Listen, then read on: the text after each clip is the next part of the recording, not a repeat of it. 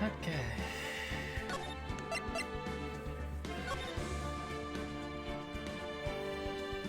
Let's get started. Been quite some time, but I still remember what happened.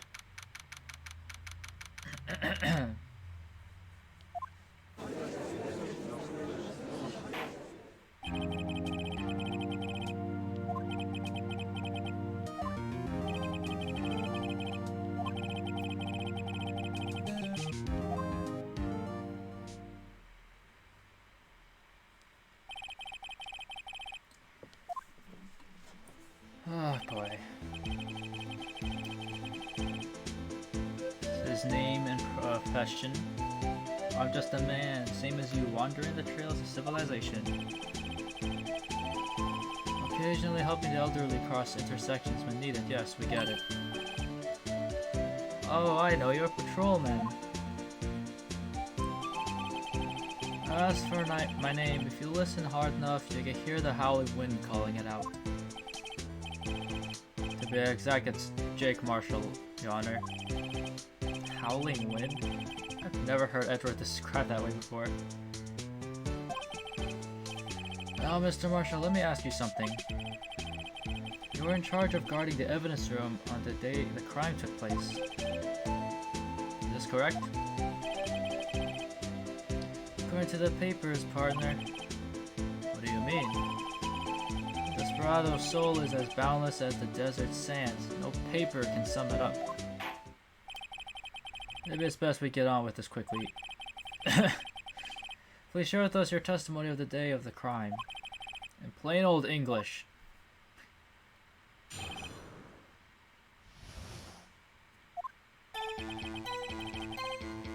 My job was to keep a wary eye on that bone orchard. Excuse me. They said I was supposed to make rounds 3 times a day, but that ain't my style. Besides, the room's protected by 2 security systems anyway. If I remember right, I was at a street-side saloon at the time it went down. Just an innocent traveling man, so if you're out of ammo, it's time I hit the trail.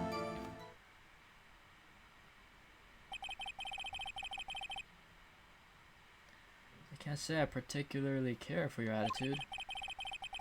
I can't say I care for your beard, but you don't see me complaining. Damn. Wait a minute. What do you mean by 2 security systems? I mean the security cameras and the ID card reader. I reckon even a cowpoke like you knows about those. Yes, well, what about the fingerprint activated locks on the evidence lockers?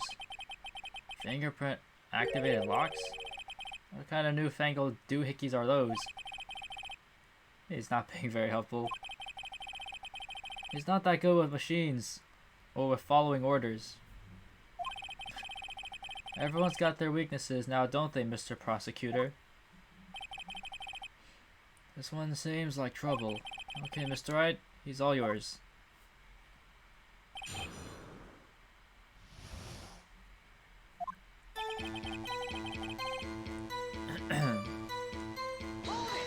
I would just press everything he says. How exactly did you keep an eye on the evidence room? I just made sure nothing moved in the security camera monitor. The room's so still, even time dies in there. It's just a caretaker who interred the recordings. You interred them? Videos of nothing aren't that useful. When the time would come, I'd erase the tape. Nothing unusual is recorded. Tapes are to be erased every 6 hours. Each time I'd erase a tape, it felt like I was erasing a part of my life. This guy has a flair for the dramatic, but it isn't going to do him any good.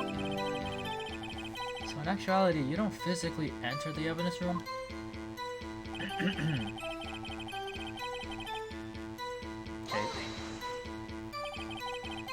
But you made your rounds on the day of the crime, right? Ain't you heard a word I said, partner? I told you that ain't my style. I'm afraid I don't understand. No desperado I know lets rules get in his way. desperados I know joined the police force. So, Officer Marshall, on the day of the crime, it's between you and me, I didn't set foot in the evidence room that day. There was a rubber glove stuck in the victim's locker. Do you know anything about that? Sorry, partner, can't say I do. I haven't been in that crypt in weeks. How does this guy avoid being fired? And then we already went over this.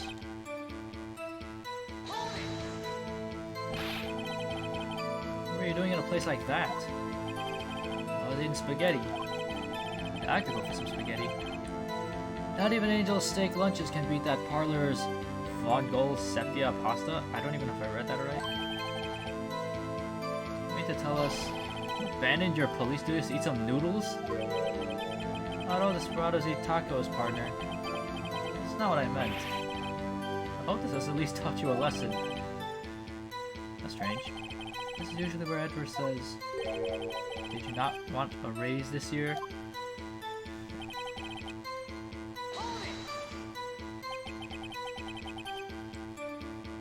Out of ammo, Officer Marshall? That's right, partner. Or as you'd call it, evidence. If you plan to pin me to this crime, then you better draw. Otherwise, you're just wasting my time. My steel horse is waiting to carry me back west into the sunset.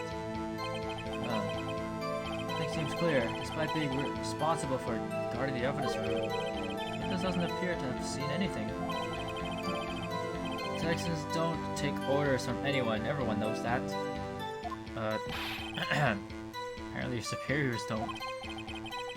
Okay, I have a trump card up my sleeve, so I'd best keep my cool. Before I use it, though, I'd better up the ante.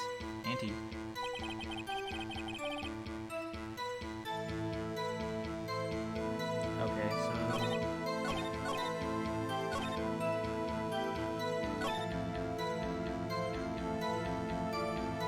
just in case I'm a save. Classic save state style. So what could we use? Okay, all this is pretty much useless. Fingerprints?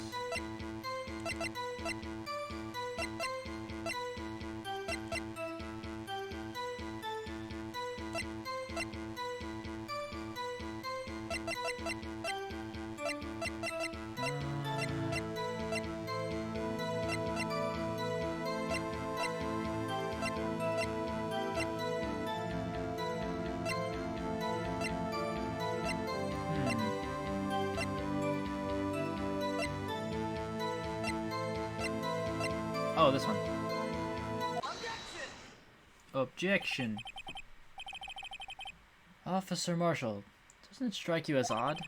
That is, you being called in to testify like this? After all, you weren't in the security room at the time of the crime. And yet you dragged me down here. Explain yourself, partner. It's quite simple. You left a very large trail behind at that scene. Or to be exact, a handprint. Yeah, that's a real good, partner. Like I said, I'm the caretaker of that crypt. I pay my respects, that is, make my rounds about once a month. It's only natural my fingerprints will be in there. No, you. Only wish I were, officer. But you see, my fingerprints were covered in blood.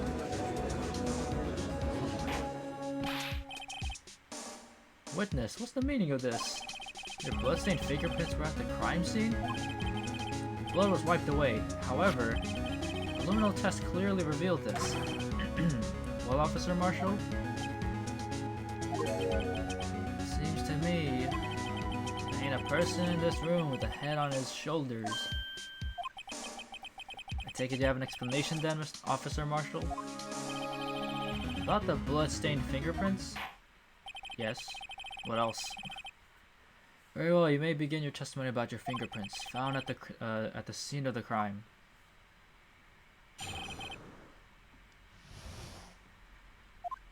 Explain yourself. Like I said, it's only natural for my fingerprints to be in that evidence room. One of them just happened to be at the same place as the bloodstained handprint. The murderer touched the locker where my fingerprint was by chance. The bloodstain and the fingerprint are completely unrelated. Or didn't you know the murderer was wearing gloves? See? I had nothing to do with it. Sus. The witness's explanation appears valid, although there's room for doubt. Life wouldn't be fun without any doubt, partner. And Cape, let's cross-examine this sussy baka.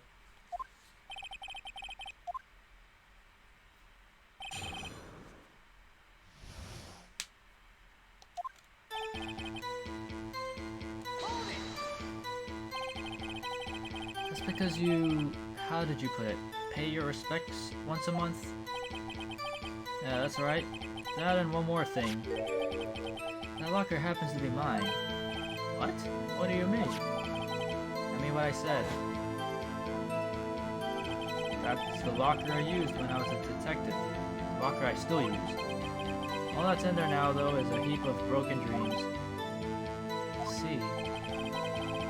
It'd be strange if my prints weren't all over that locker. Apparently his fingerprint data was never removed from the locker's programming.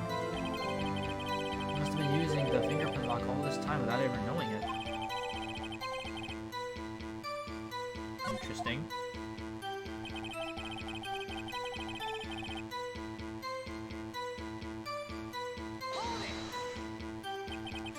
So then, what about the bloody handprint?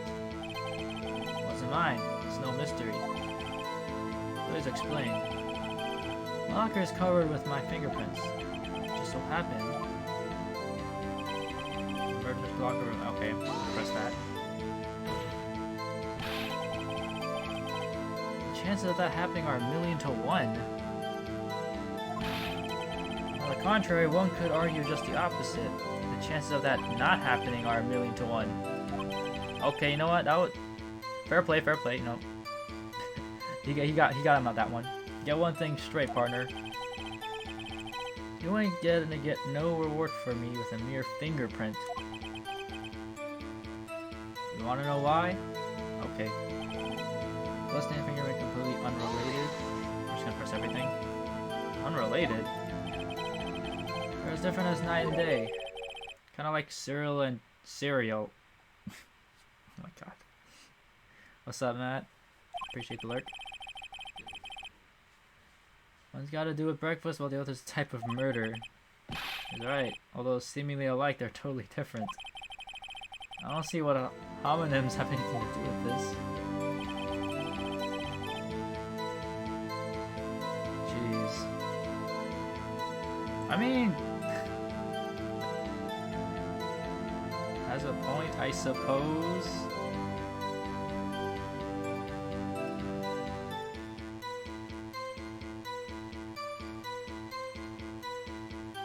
Anyways, let's just press this.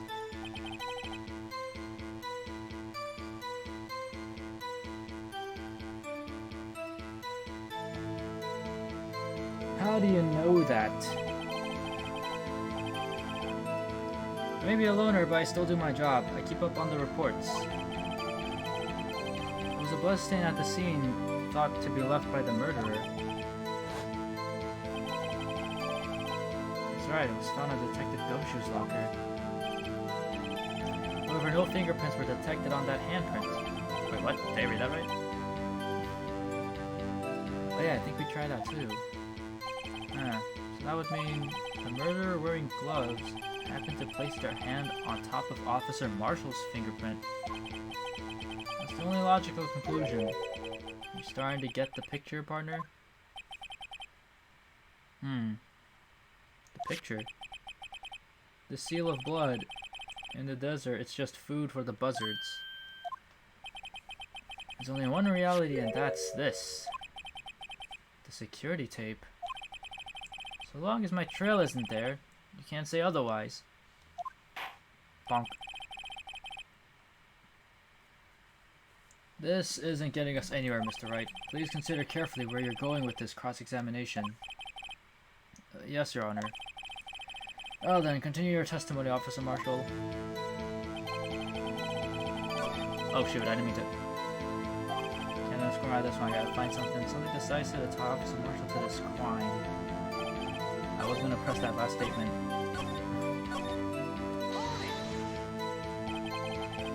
What do you mean by that? You want to tie me to this crime, isn't that right, partner? See. So that video is the only directive evidence you have.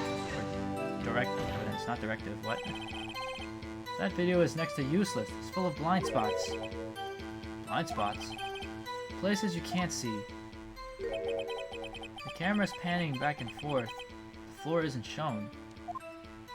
If someone was familiar with the camera's position, they could leave the room without being caught on tape. We don't have time for your speculations, Mr. Wright. Oh, Mr. Wright, you can show us evidence in this video that indicates Officer Marshall is present. Please do so now. Okay, we'll show evidence. Very well. Allow me to point out your mistake, Officer Marshall. Tread carefully, Mr. Wright, or you might wind up being the one making the mistake. Oh, then let's have another look at the video. Show us this incriminating evidence of the witness, Officer Jake Marshall. Oh, shit, okay.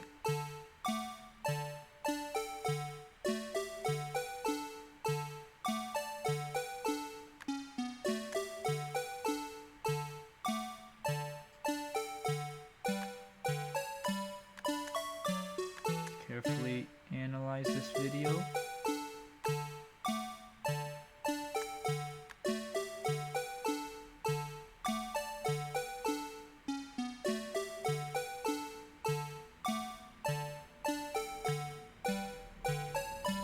Yep, we know this part. This guy gets folded, doors open.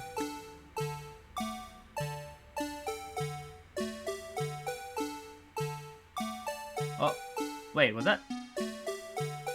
Wait, rewind. Clothing on the left. Okay. It wasn't there before. Okay.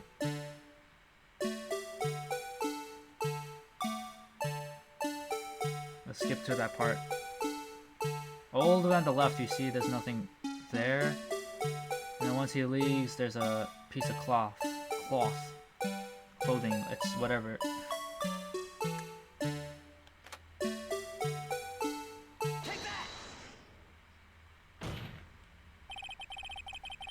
Bringing our attention back to the security camera is a mistake I'm afraid you'll soon not forget, Officer Marshall. The days are short in Texas, and so are our tempers. Could you sum up what you have to say in 8 words or less? Very well. You can clearly be seen in this video. Exactly 8 words. Not bad, partner. The key lies in a certain locker shown in the video.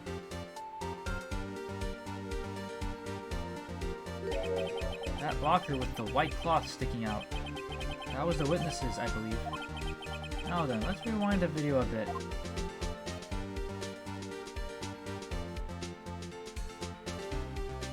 Are they not going to use the fast forward option?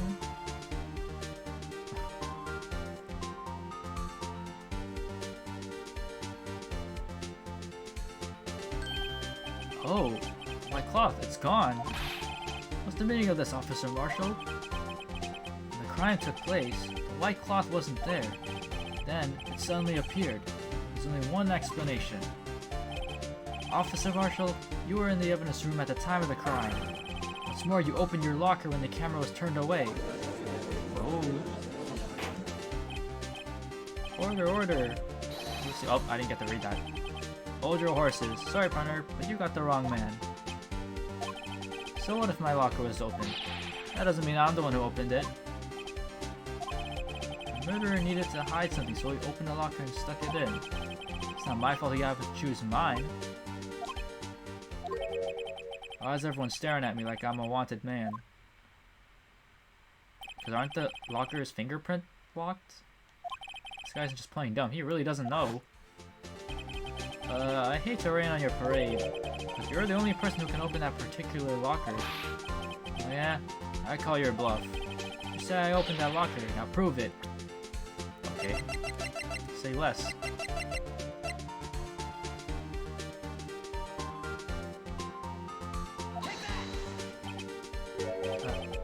Fingerprint sensor?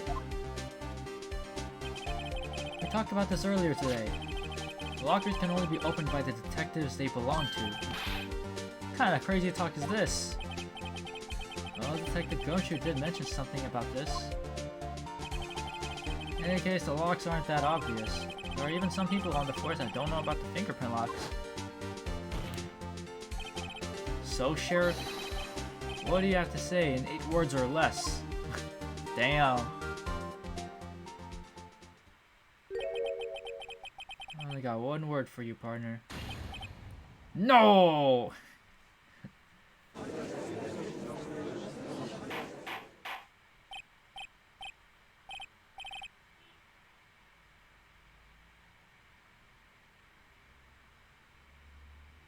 Alright then, explain yourself. If this is a joke, it's the worst I've ever heard. I assure you, this is no joke, Officer Marshall. Now then, please tell us what you were doing in the evidence room at the time of the crime. Olay? Please answer the question. What is he now, a bullfighter? That's alright, Officer Marshall. I believe we can figure the rest out from here. We can? We can? That's what I'm saying. Have a look at these floor plans. There is no place for someone to hide in the evidence room. Yet Officer Meekins didn't see Officer Marshall. That's so, then where was the witness? It seems Mr. Wright has an answer. That's right, the only possible conclusion. Well then, let's hear it. Where was Officer Marshall at the time of the crime? I'll tell you. He was this guy. Officer Marshall was standing right here. There, but that's where the victim, Detective Goodman, was. Correct. Unless the man wasn't Detective Goodman. I believe the victim in this video is Officer Marshall. It was you, dressed up like Detective Goodman. What? That's preposterous. Officer Meekins witnessed a detective at the crime scene. Once he saw the man's face, he'd know for sure. Let me point out, though, that Officer Meekins did not know Detective Goodman. He also testified about the man's reaction when confronted. When I entered the evidence room, I asked him to show his card, sir. Yes, and how did Detective Goodman respond? He suddenly pulled a knife on me. Something about the officer's story puzzled me. The man had his ID card. Why didn't he just show it? Yes, he would have needed it to enter the evidence room, so he must have been carrying it. The answer is simple. He couldn't show it. As you can see, Detective Goodman's picture is on his ID card. Oh, I get it. If he showed that, his cover would have been blown. Officer Meekins would have realized the man wasn't Detective Goodman. Do you have anything to say to this, Officer Marshall? Oh, exposed in 4K. You've got quite an imagination, partner. You got a term for that. It's called circumstantial evidence. Circumstantial evidence? He's still denying it. You're gonna have to do better than that to break a detective. Unless you have hard evidence proving I dressed up as the victim. I can't say I particularly care for your uncooperative disposition. I can't say I care for your beard, but you don't see me complaining.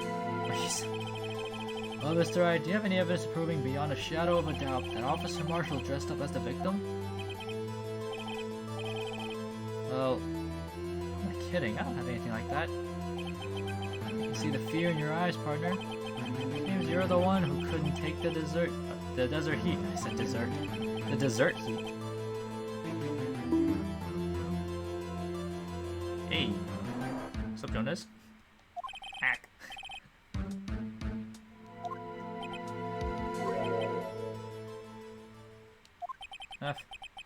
Looks like your lack of experience has finally been exposed. I'll pass on to you what someone told me when I was just starting out. You've run into a wall with no place to go. Return to the basics. What's up, man? How's it going? Basics?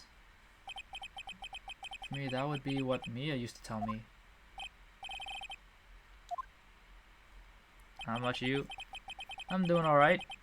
Ate some corn dog earlier and ate a couple of snacks. So I'm, filled up. I shouldn't look for proof that Officer Marshall was in disguise. But rather, I should look for evidence that came about because he was in disguise. Why do you think this locker was open in the first place? What do you mean? There's no reason for Officer Marshall to open this locker at the time of the crime. Yet he did, despite the chance that it might be discovered later as it has... Wait, what? Discovered later as it has been. Which means he didn't originally plan to open his locker. According to the defense's argument, Officer Jake Marshall dressed up as Detective Goodman at the time of the crime. Then after the crime was committed, he opened his own locker for some unknown reason. The fact that a white cloth is sticking out of the locker seems to indicate that he opened it in order to put the cloth inside. So, just what exactly is this piece of cloth? Perhaps the video is the key to all our unanswered questions. I don't have any evidence, so this video is my only shot. Very well, let's take yet another look at the security tape. After committing the crime, the witness opened the locker to put away the white cloth. Please show us why the witness had to open his locker. Oh, shoot. Okay. Let's see why. Fast forward a bit. Nothing there. Opens the locker. Glove falls out. This dude pulls up. Sees him. He attacks him.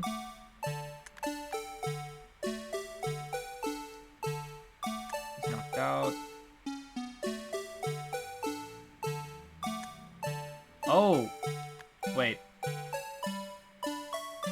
Wait, let me just one more time.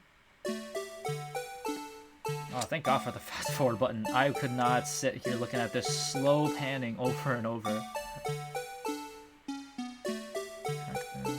Oh, wait. Oh. Alright. This blood stain. For some reason, you disguise yourself as Detective Goodman and enter the evidence room, though I don't know to what end. Yet. However, something unexpected happened. Officer Meekins barged in on you. When asked to show your ID card, you pulled a knife on him. However, Officer Meekins panicked, and the white the white coat you were wearing was soiled with blood. A bloody white coat. You couldn't just walk out like that, so you hid the coat in your locker. Not bad, partner. Oh, big brain.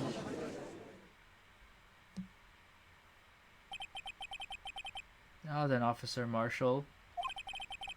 Are you ready to tell us the truth? Yeah, you're not supposed to lie in court, fool. Looks like I underestimated y'all. I hope you're happy now, Mr. Edgeworth. 2 years ago, if you were only half as persistent then as you are today, we all wouldn't have to be here now would we? Officer Marshall, tell the court what you did. All of it. Alright. Seems the time has come, and so have I. Time has come, and so have I. I had to do it that day. I couldn't just stand by and let it die. I stole the detective's ID and dressed like him. Planned to take out the evidence. I wasn't expecting Officer Meekins. I knocked him out and managed to escape. I knew which areas wouldn't be caught on the camera. There wasn't any murder in the evidence room at 5:15. So the supposed victim was really you. But there's one thing I still don't understand. Traces of a large quantity of blood were found on the floor of the evidence room. If no one was murdered, then how could that be? Officer Meekins managed to cut his own hand. My guess is he's the donor. It was way too much blood for such a small donation. Okay.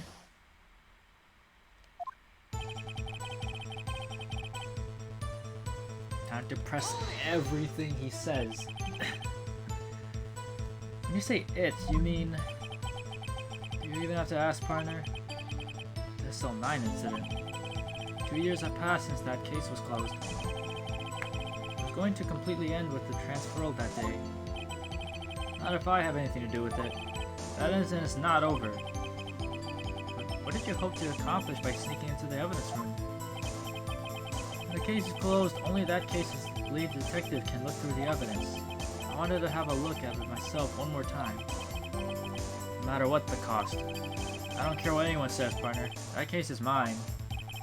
It's mine. But Officer Marshall wasn't in charge of that investigation. Why does he care so much about it? That day was my last chance. That's why I...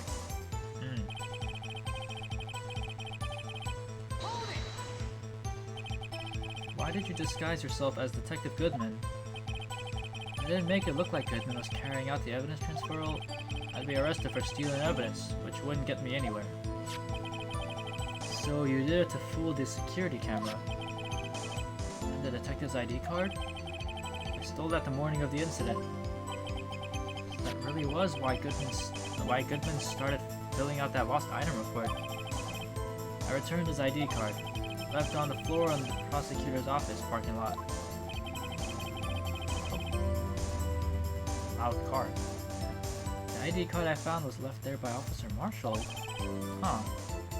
So essentially, you managed to succeed despite your lack of foresight. What do you mean, partner?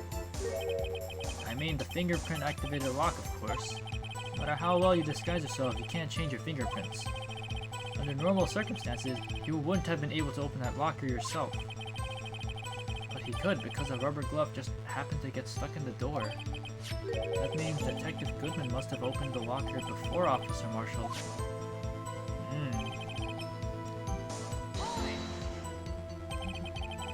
You pulled a knife on Officer Meekins and tried to drive him off? Let's just say I was a little surprised. I only planned on being in the evidence room for no more than 5 minutes. I didn't think anyone would actually come in during that short time. Officer Meekins certainly is a 1 in a million type of person. Mistaking a detective for an intruder and demanding to be shown his ID. I'll have to think a little more about his raise this year. Where did Edward get so much influence? Anyway, he threw himself at me and I ended up cutting him slightly. I'm sorry it had to turn out that way. With me knocking him out and everything. Yeah, what happened to your knife? Oh, you mean this one? I don't know what to say. So you knocked Officer Meekins out and...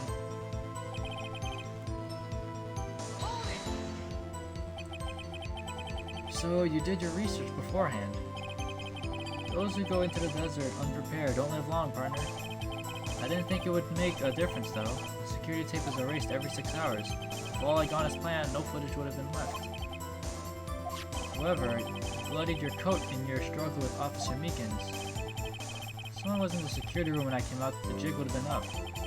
I opened my locker and stashed it in there. What was Officer Meekins doing during that time? What else? He was sleeping like a baby. The baby. What you're saying is on that day... And there wasn't any... Okay. Last statement. But the blood found at the scene certainly indicates a crime took place. What are you, blind? The victim shown on that tape is me, and I'm not dead yet, partner. So you stole evidence from the locker? Actually, no I didn't. Why not? When I opened the locker, the evidence was already gone. What? Mr. Edgeworth, where is that evidence? It's still missing, Your Honor. Oh. Detective Goodman's locker was already empty. Someone else stole the evidence. Officer Marshall, may I ask you one thing? Fire away, partner. It's a free country. Just remember, I'm also free to decide whether or not to answer. Why did you do this? stealing a detective's ID, injuring a police officer? This is no small offense. Moreover, you're an officer yourself. This will have serious consequences. You can't just be forgiven with a simple cut in salary. Not that salary cuts are ever a valid solution. Like I said, this isn't your case. This one is mine. And I'll do anything it takes to get an answer I'm satisfied with. The witness has an unusual amount of zeal. Let's hear more. I can't just forget the SL9 incident. You know why?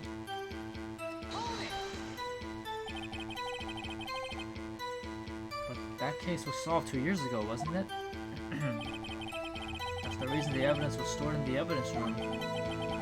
Joe Dark was convicted for his crimes. One thing I can say for sure is he deserves a sentence. There's a lot of cars zooming today. I remember the Joe Dark case. It involved serial murders, didn't it? I feel like every case in this game has been about murders. I don't intend to complain about how it turned out. But there's something that still bothers me. Something went down at that trial. Something no one will talk about. What happened? I don't know. That's what I'm trying to find out. So deep into the case, bruh. So deep. This case just keeps getting deeper and deeper and deeper. Why is he so concerned with that incident? Maybe I should present him with what I think his real reason is. I had a feeling we'd wind up here sooner or later. Everyone involved here is related in some way to that case. We better take another look at the files.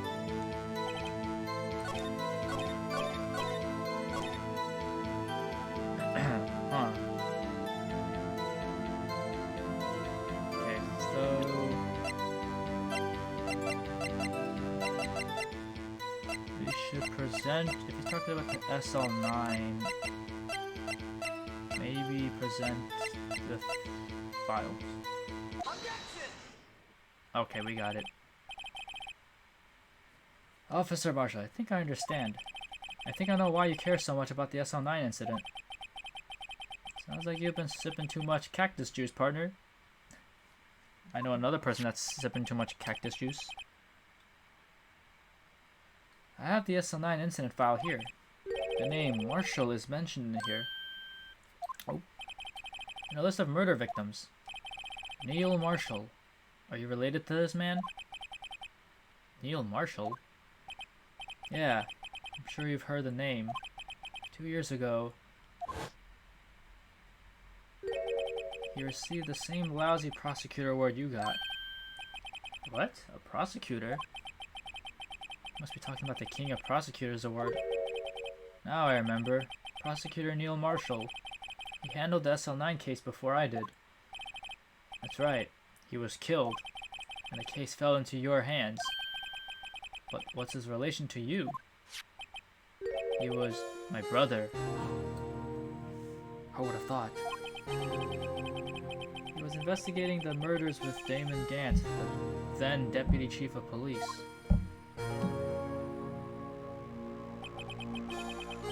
The detectives I was part of worked under them. We were desperate to prosecute the killer. Joe Dark. My brother fought Dark and was killed. That was the first time Dark left behind any evidence. That was all we needed. He was arraigned and incarcerated. The case was finally closed, at least according to the public records. What do you mean? My brother couldn't have been killed by Joe Dark. I knew my brother better than anyone. No one could have beaten him in a fight. And that's it? That's your reason for your insane actions? There's more to my brother's death than what the records say. No matter how much you try to hide it, you can't fool me. Oh. Well, at least one thing's for certain. Now we know what happened at the police department on the day of the crime. That was the last day the SL9 case could be reopened. Not satisfied with its resolution, Officer Marshall planned to steal the evidence. Disguising himself as Detective Goodman, he entered the evidence room. Mr. Meekins confronted him, so he rendered him unconscious and fled. Yes, this mystery has finally been cleared up. No murder took place at the police department that day. The things that happened by chance never cease to amaze.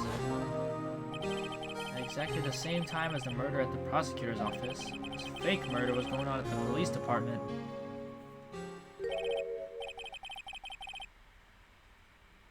Chance? It's gotta be more than just that. So if no one was murdered at the police department on the day of the crime, that means the murder in the prosecutor's office's parking lot was the real one. Which in turn means only one person could have committed the crime. Chief Prosecutor Lana Skye. But wait, a verdict wasn't reached in yesterday's trial. Which is why we examined the incident at the police department today. But there's only one reason the defendant was not convicted yesterday. There yet remained the mystery of a simultaneous murder at the police department. Seems to me, this boy's got the draw on you, partner. All the mysteries at the police department have been resolved, no doubt about it. Our sole murder took place at the prosecutor's office. The only suspect is Lana Skye, and the testimony of one Miss Angel Starr is completely incontestable. If you have a response, make it a single word or less. Ah! I rest my case.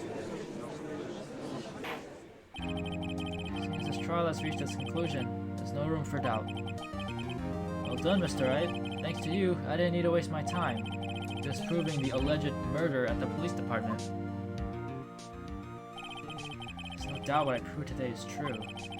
The apparent murder on the security camera's tape really was fake. But I didn't realize that would end up proving Lana guilty.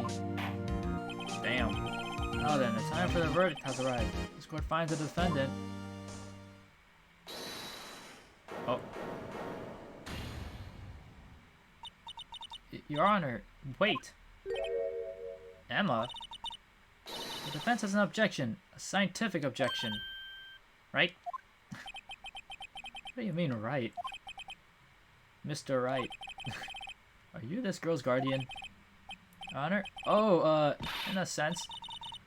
Please, Your Honor, all I'm asking is for a minute of your time. Please, hear me out. Mr. Edgeworth, please. I don't want to leave any loose ends. You want a minute? I'll give you 3. I was kind of in shock. I mean, finding out the SL9 incident referred to the Joe Dart killings. Now she mentions it, the names of both Skye sisters were in that file. That's when I figured it out. I mean, what Officer Marshall was trying to do that day, so I knew his fingerprint had nothing to do with the crime. That left only one thing, the other handprint. The traces of blood found at Detective Gumshoe's locker. But no fingerprints were found on it, right? No, but I figured if I examined it scientifically, I'd be sure to find a clue. So, I ran over there and looked at it again. So did you find something? No. Huh? Sorry. I guess I'm not much of a scientific investigator after all. Is that all? Please don't be mad. I'm just a high school student. And I'm just an attorney. But Mr. Wright, those traces of blood are the only clue we have. If we can't find something wrong with them... Please, Mr. Wright, you're a professional. If anyone can save Lana, it's you. Me? Oh boy. Time's up. Now then, Mr. Wright, with regard to the incident at the police department, does any reasonable doubt remain? Here's the defense is troubled by the other blood mark. Looking at the floor plans, the handprint was discovered around here. Is there a problem with this? Mr. Wright, I'm sorry I can't be of more use, but still, if you can't find anything wrong with that blood mark, Lana will be... Please answer my question, Mr. Wright. You don't have all day. Yes, Your Honor. If ever I've needed to concentrate, it's now. be wrong with that handprint on Detective Gumshoe's locker? Could there be something I'm missing? There's no problem. Of course I object, because I'm the main, I was about to say antagonist, protagonist. This handprint left at the crime scene really shows a contradiction. The only thing that seems clear is you're grasping, Mr. Wright. And staring pretty intently at those floor plans. Tell me, is there a problem with them? Yes, this is strange. Take a good look at these floor plans. Something is missing. Missing? You mean something hasn't been drawn on there? Yes, something that when drawn will completely change the meaning of the blood mark. Let us pray the defense isn't simply trying to buy time. Very well, Mr. Wright. All this evidence here, there's gotta be something I can use. The question is, which item can prove something is missing on the floor plans? Oh.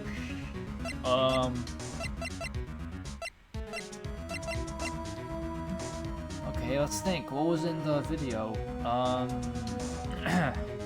There was glove falling out the locker when Marshall opened it. There was Meekins attacking him.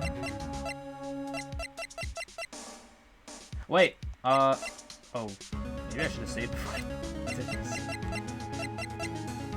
I'm just gonna go with the first one here. If this is not wrong, I'm just gonna keep moving on to...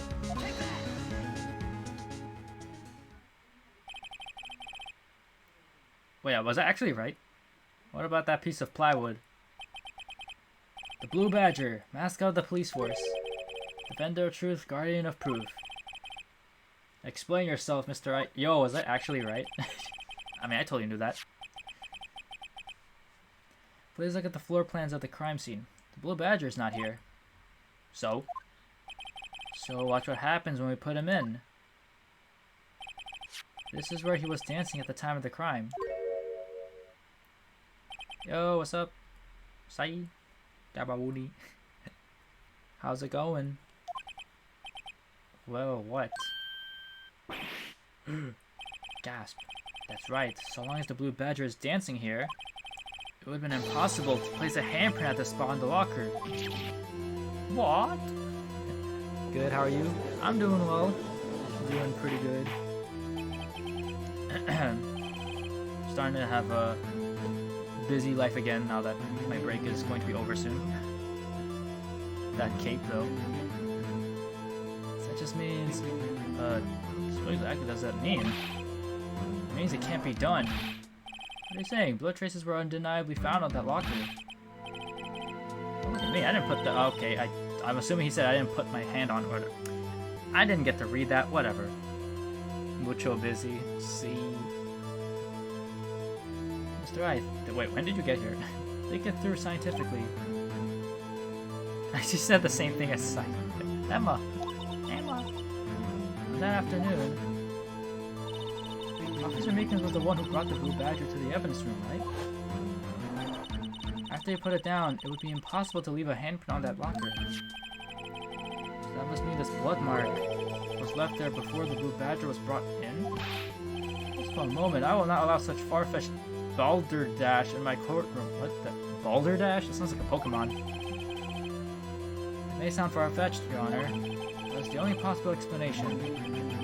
February 21st, in the police department's evidence room, blood was spilled not once, but twice, like the K-pop group. How? One time was captured on this tape, taken by the security camera. Officer Meekins cut his hand, from which a trivial amount of blood fell. The problem is, the other time... Jeez.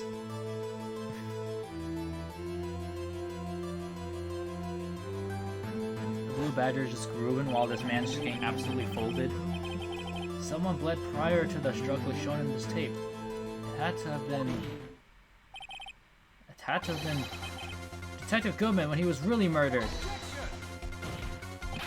That's ridiculous. I refuse to accept your absurd claim. Yeah, well, sucks to be you, because I missed the part, that's my problem. The murder portrayed in the security tape has been proven to be a fake. However, that does not explain the blood mark found on the locker. Shut.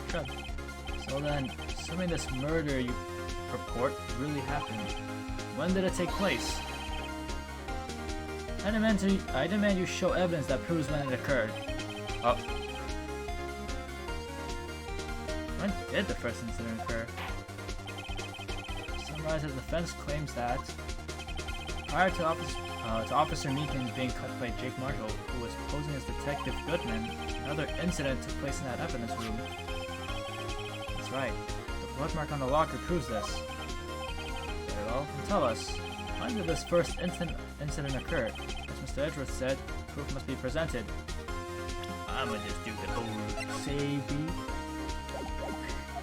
I'm not trying to mess up. Not that I would, but just precautions. Proof that shows when the murder took place. And one piece of evidence that can show that. Okay.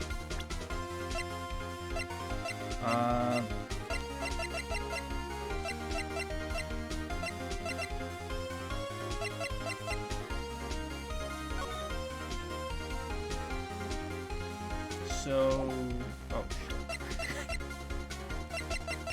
I think the ID card is probably the only way, right? Because this one only shows what times people have gone in and out. And there is one unidentified card there, so... Oh. Hold on. I'll be right back. I think I hear the door knocking. Be right back.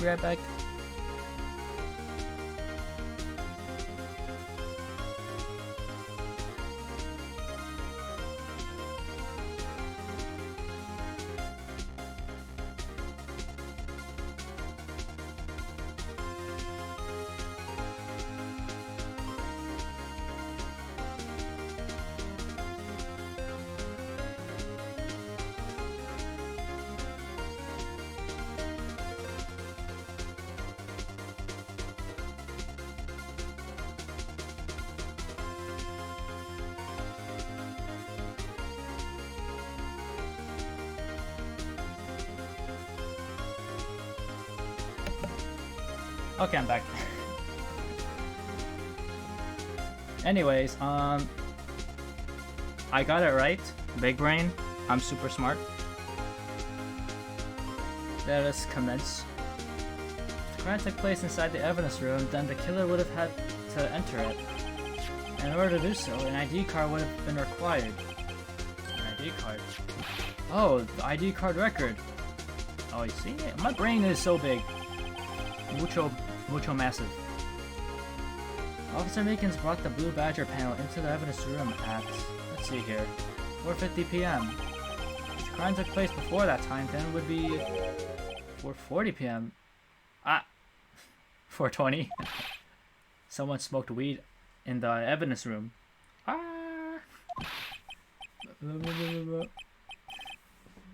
Miles Edgeworth, just what have you done? Never would have figured you had the nerve, boy. Drop the act, witness. It doesn't take a lot of thought to figure out it couldn't have been me. Nope, I ain't getting it. I don't understand either. It's clear from the luminol test that blood was there. However, when the second crime took place, both Officer Meekins and Officer Marshall failed to notice the blood. That means blood from the first crime was wiped away by the real murderer. I would have had just 10 minutes to murder the victim, carry his body weight, and clean up the blood. Unfortunately, that's physically impossible. Is that a challenge? That would mean the crime must have taken place before Mr. Edgeworth entered the evidence room. Let's look at the chart again. There's only one other card number remaining. 77777777. Talk about a lucky number. Wait, that doesn't make sense.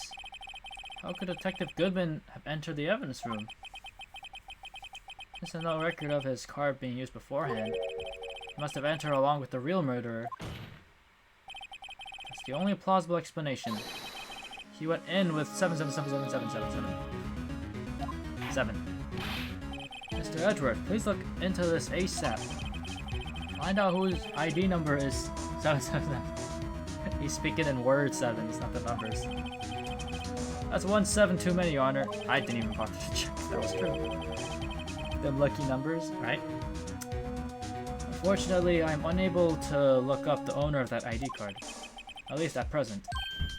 What? Nani? Explain yourself, son.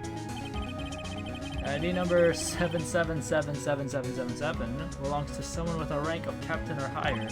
Someone who is a so-called executive officer.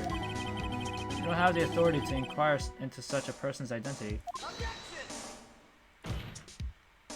But that's ridiculous. Just how... I'm not finished talking, Mr. Wright. There is one situation in which we can be granted such authority. If an official charge filed against an executive is accepted. An official charge? You're all alike, aren't you? With your cover-ups and your forgeries. That's how the prosecutor's office operates. Objection! I take pride in my work, Officer Marshall. I would appreciate it if you would keep your slander to yourself. Slander, is it? Okay. Let me ask you a question. Yes? Yes? No, not to you. To her, the defendant sitting over there. Your own little executive. Lana? Don't be stupid. She's been charged with murder. Of course, we've looked up her ID number, and it's not 7777777. Don't play me for a fool, Barner. It's not what I want to ask. All I want to know is one thing about that incident. The SL9 incident? Answer me this, Chief Prosecutor. In that trial 2 years ago, did you really use... what? Did you really only use legitimate evidence?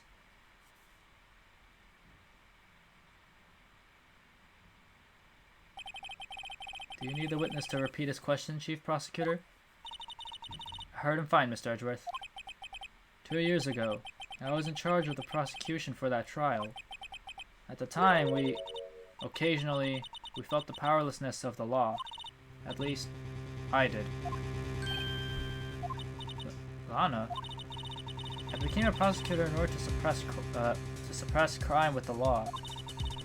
But before I realized it, we were the ones being suppressed by the law. Defendant, what are you saying? I'll ask you again, Chief Prosecutor. During that trial 2 years ago, did you really present all the evidence in court? Can you look me, an investigator in that crime, in the eye and say that you did? Chief Prosecutor, you then... I don't have to, Officer Marshall. Why won't you answer him? Drastic crimes require drastic measures. That's just the way it is. We did what we had to, in order for him to get the verdict he deserved. But Lana, even if it involved forging evidence.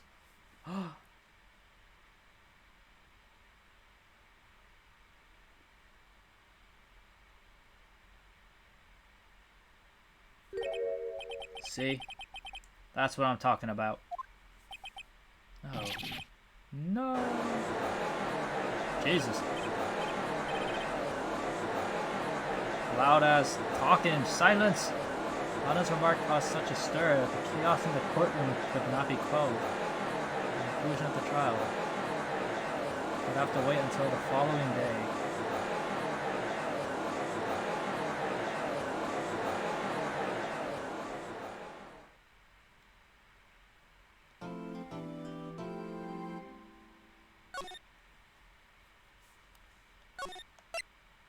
Well, damn. Nothing much else to say. Let me just save one more time for extra measure.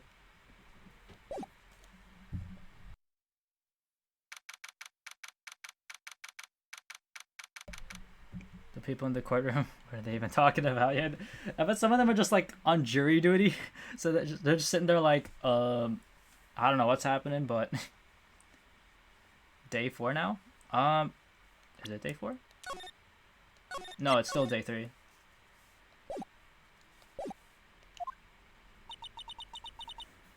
I'm so sorry, Mr. Wright. I'm sorry for what my sister said.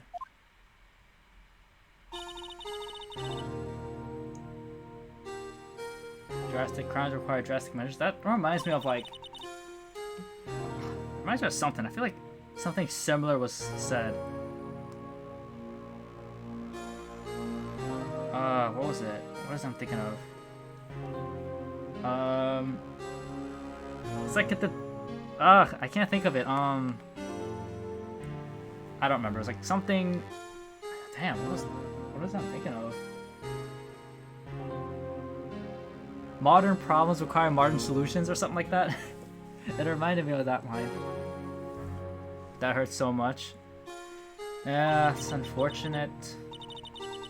They forged evidence.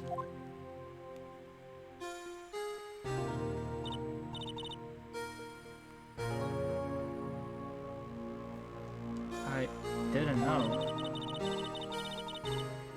I never knew that the SL9 incident was just another name for the Joe Dark killings. Sounds like everyone's heard about these killings but me. Drastic problems require drastic measures. Lana wanted Dark convicted so badly. That's why she used me. That's why she used what happened to me.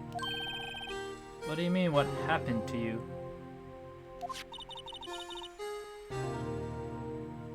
It's all there in the file. Joe Dark's last victim was Prosecutor Neil Marshall. When he murdered Officer Marshall's brother, he left behind an incriminating piece of evidence. But what did you have to do with those killings, Emma? On the night Prosecutor Neil Marshall was murdered, Joe Dark tried to kill me. What? He tried to kill you? That's what she literally just said, sir. Officer Marshall's brother, Neil, was only trying to save me. So that means you... Yes. I was the witness in the Joe Dark trial. I didn't see that one coming. Whoa. Just save one more time.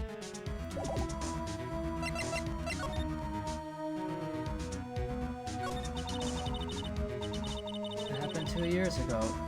It was right about this time of the year too.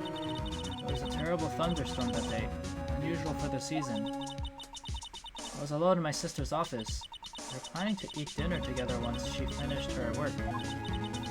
Suddenly, this terrifying man came bursting into the office. Joe Dark. It seemed like he was running from someone. Pulled out a knife and screamed at me. I didn't know what was going on. Just then, Prosecutor Marshall showed up. Jake Marshall's brother.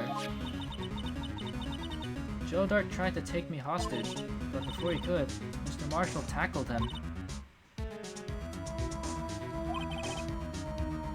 What happened? I'll never forget it. Okay, I didn't ask if you forgot it, I asked what happened. Lightning struck and the lights went out. Suddenly, a bolt of lightning flashed outside the window, lighting up the office for an instant. What I saw then burned a permanent picture in my mind. I can still see it now. Permanent picture. Damn. Poor kid. I don't remember the moment when Dark stabbed Mr. Marshall. So you weren't able to testify about that? No, I was only asked about when I was attacked. That must be why she made up the crime. Made it up? You mean provided bogus evidence? Why did you word it like that? Bogus evidence. The prosecutor's office wanted that guilty verdict so badly. Lana forged the evidence and Mr. Edgeworth used it. Edgeworth? Yes. I'm sure he didn't know anything about it. He couldn't have known he was being given false evidence. Even so, that's when it all started. The rumors about Mr. Edgeworth, I mean. It's all my fault. If I could have just testified properly, none of this would have happened. So it's true. Even though he may not have known it, Edgeworth really was involved in falsifying evidence. After that case ended, Lana was never the same. She became cold like she is today.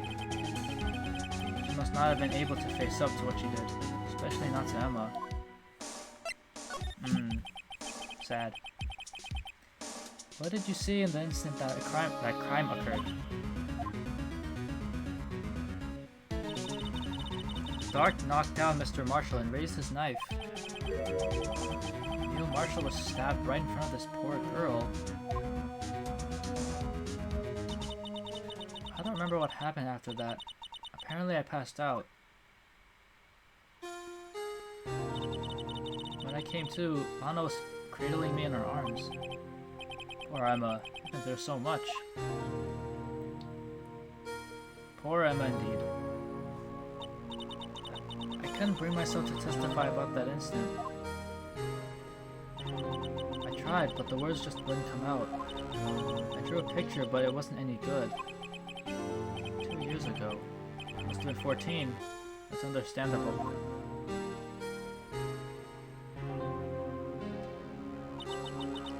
Once it was all over, I made up my mind. I decided that when I grew up, I'd become a scientific investigator. I want to be able to fight crime with my testimonies. Find the evidence to make an airtight case. That way Lana would never have to forge any. She still has the same pose 2 years later. That's her trademark now, that single pose. I think I'm finally starting to understand what makes Emma tick. But there's still something that bothers me about that crime. There's something that's puzzling me, Emma. What is it? You said you were in Lana's office at that time, right? That's right. And why then would a serial killer come running in there? Not only that, he was being chased by a prosecutor? Oh, there's no mystery there. Joe Dark had been taken in for questioning that day. Taken in for questioning? You mean by the police? No, by the circus! Of course, this happened at the police department. Tried to run away halfway through the interview and fled into my sister's office. But why did he run all the way over to your sister's office? Because the detective offices and the questioning room are right across from the elevator. Across from the elevator?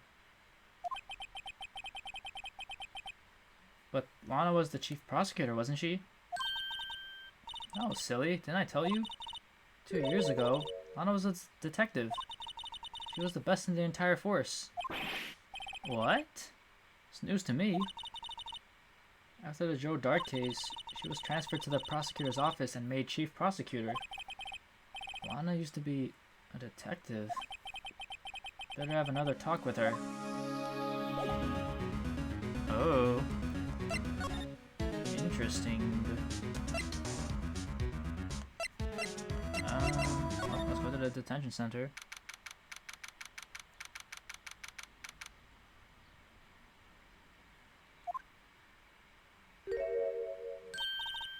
Lana? Mr. Wright, seems I keep causing you trouble. Falsifying evidence. I didn't think you were the type. Criminals don't mind playing fouls. Why should we? I mean... I don't think that's against the law, so I don't know. But Lana, if you're wrong, an innocent person might be found guilty. Believe me, I understand the risks. Lana, Emma told me about you. Oh? About how you were a detective 2 years ago, and how the SL9 incident was the reason for your transfer to the prosecutor's office. That's right. Could you fill me in on the details, especially about that unusual change of jobs? I suppose you have a right to know, Mr. Wright. A right to know, Mr. Wright.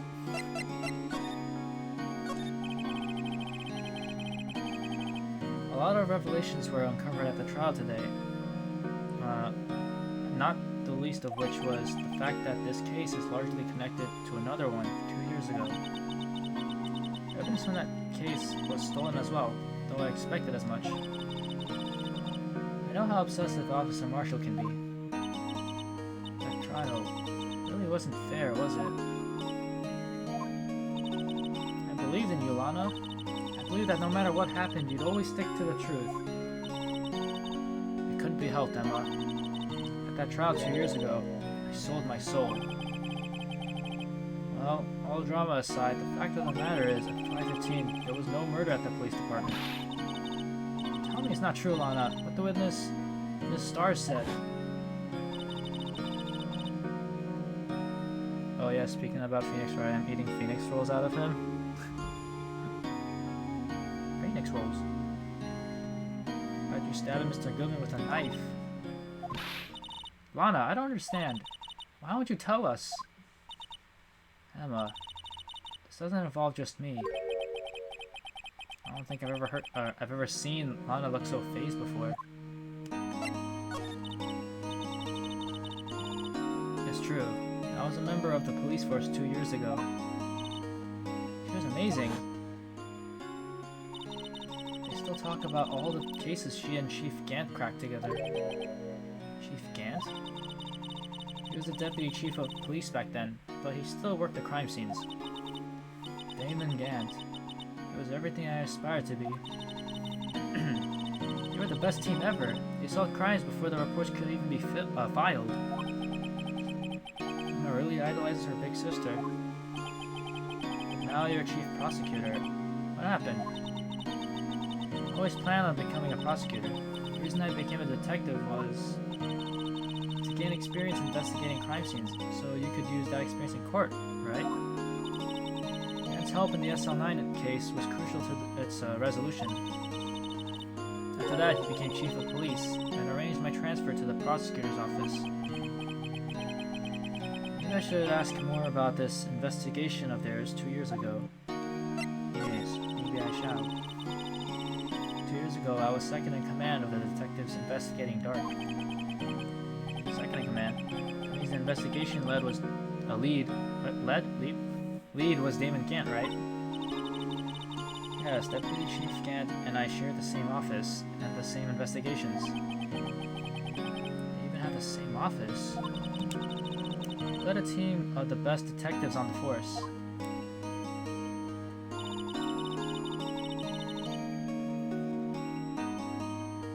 Lead, like led? Oh, well, past tense. Oh yeah, that's true. English is a very interesting language. Back for an hour because my game event stream is up. Alright, no worries. I don't know if I'll be up. I mean, I might still be streaming after an hour. Then again, I haven't decided. I might end this a bit earlier than I normally would. Detective Goodman, whose case it was, Jake Marshall and Angel Starr. It was the first time Marshall worked with his brother. He was quite gung-ho. Without a doubt, Joe Dark was the serial killer. We asked him to come in for questioning. We were desperate for evidence. That was when his final murder took place. When he tried to murder Emma. Prosecutor Marshall was trying to save me from Dark. You see, the first person who happened upon the scene of the crime was me. Now you tell us. Damon Gant and Neil Marshall were the ones questioning I almost said Drake. They were questioning Drake about his new album. Questioning Dark that day. The investigation was in its final stages, and Dark must have suddenly panicked. So he waited until Gant and Marshall let their guards down, and then fled the room. Oh my god. From there, he ran straight to the office shared by Deputy Chief Gant and myself. That's where he found me. Ow. So you were the first person to run into the scene, Lana? It appears so. I was filing some papers while Gant and Marshall were questioning Dark. Questioning Drake. When I returned to my office, I saw 3 bodies on the floor and smelled blood. 3 bodies? Gotta go, I got stuff for work. RIP. Thanks for the stream. Yeah, no worries. Thank you for visiting, tuning in. Have fun at work. We all know how fun work is. Haha. Prosecutor Marshall, the victim Emma, who had passed out, and the suspect Joe Dark.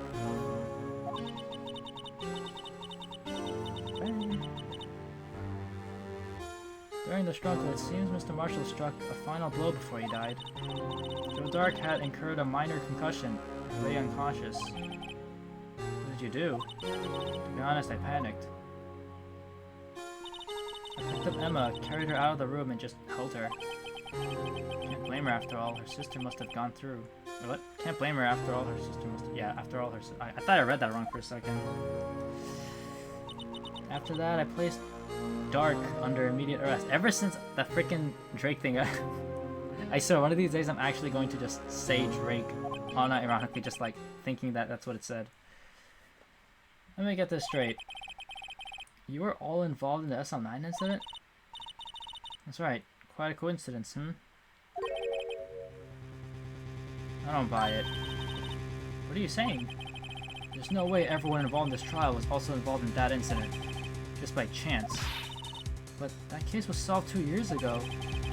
At least one person went to extremes because they didn't believe it was truly solved. Officer Marshall. Yes, his actions came as a surprise to me as well. Ever since his brother died, he's changed completely. I guess he wasn't convinced with the ruling against Joe Dark. Life doesn't end with the closing of a case. Everyone has to live the rest of their lives with their memories. That case just might not be over yet. Emma was assaulted by Dark at the police department, right? Yes, the office that Damon Gant and I shared. The office that Mr. Gant now occupies by himself, the Chief's office. Maybe we should have a look at the Chief's office, the site of the final SL9 murder.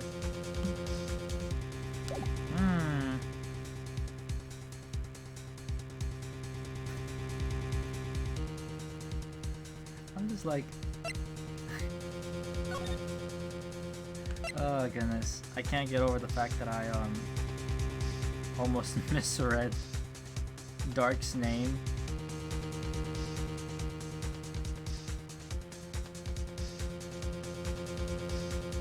It's about to be embarrassing if I'm gonna call it right now. Sometime, if they keep mentioning his name, I'm going to mess up and say Drake.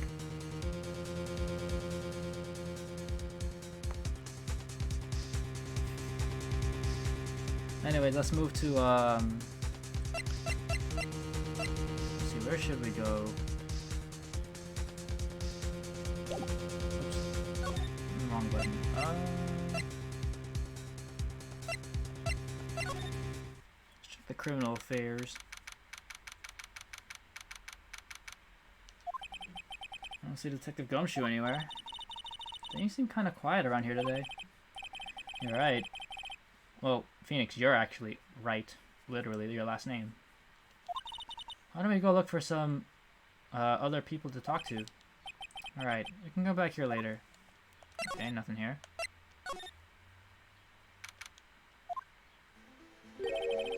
Howdy, Bambina. Oh, Mr. Marshall. I never thought things turned out this way when I woke up this morning. Sarah. What? Sarah? Never know where life will lead you, eh, Bambina? Should have known my luck had run out when old Billy dried up this morning. Billy? Must be his pet cactus. Pet cactus is named Billy? Say, where are you headed? Just over to the prosecutor's office for a little interrogation. It's a voluntary appearance. We all know I won't be coming back. Sorry, but you can't go in the evidence room today, partner. Mr. Marshall, why did you do it?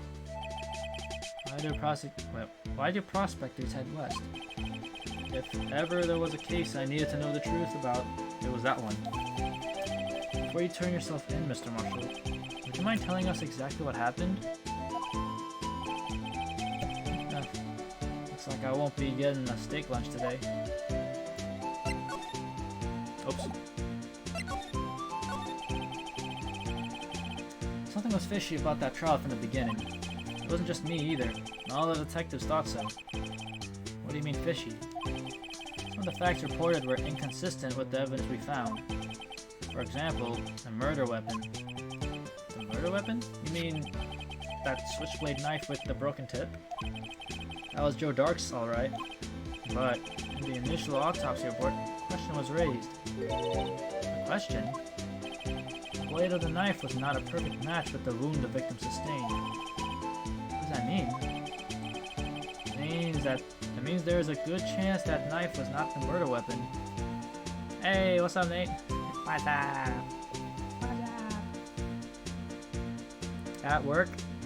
Cool. Have fun at work.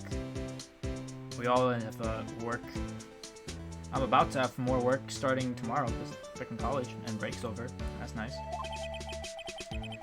However, in the report that was finally submitted, that possibility had been erased. The facts have been concealed with forged evidence? That case left behind scars on all of us. Scars that the SL9 incident left behind. Well, before we talk about that, I got the looks, but he got the brains. He was one of the best prosecutors around. I had just made detective when it went down. It was our first case together. How old was he? Your brother? He was 27 at the time. He was awarded the highest honor that very day. The highest honor? You mean the King of Prosecutors? I knew it. Why'd you ask? What are you looking at me like that for? It's an honor for a prosecutor. Mr. Marshall must have really been close with his brother. The day the SL9 incident took place, that wasn't the same day as... That's right. It was the day of the evidence transfer. Interesting. It was drizzling that morning, and by nightfall there was thunder. Can't believe 2 years have gone by already. I tried to steal the evidence so the case wouldn't die. Apparently someone tried to stop you. Detective Goodman was murdered, and the evidence locker was empty. There was something going on behind the scenes in that case. We all knew that later. And every detective involved in that investigation, save one, was taken care of. The star was fired, and I was demoted and boxed away in a tiny room. What about Detective Goodman? If they did something to him too, the commissioners would get suspicious. No, they were careful enough not to be too obvious. They? What are you talking about? Don't get upset, Bambino. I mean Damon Gant and Lana Skye. The investigation lead, Damon Gant, and his second-in-command, Lana Skye. There wasn't a person on the force who hadn't heard of that duo. That case was the biggest step in both their careers. After the case ended, Lana transferred to the prosecutor's office, right? Yeah, Damon Gant, the new chief of police, arranged for that to happen. He's never been the same since she left. Everyone who knew her said so. Prosecutor's style was totally different when she was a detective. Now they mention it, or mentions it, it must have something like that too. Tell me, what happened to my sister? Sorry, Bambino, but her secret is too well guarded. I never found out. Lana's secret. It started 2 years ago. So there you have it. That's my story. Did you enjoy it, partner? It was certainly enlightening. There's one thing for sure I found out in court today. That boy Edgeworth isn't my enemy. He was the one who used falsified evidence to get a guilty verdict, but someone else was the one who gave him that evidence and planned everything. That someone is Damon Gant. Don't believe me? Well, I don't blame you. I won't even be a patrolman after today. Hey, did you just litter? That's not good. Too bad I won't be around to work with you when you become a real scientific investigator. Adios, Bambina. Aw, it's sad.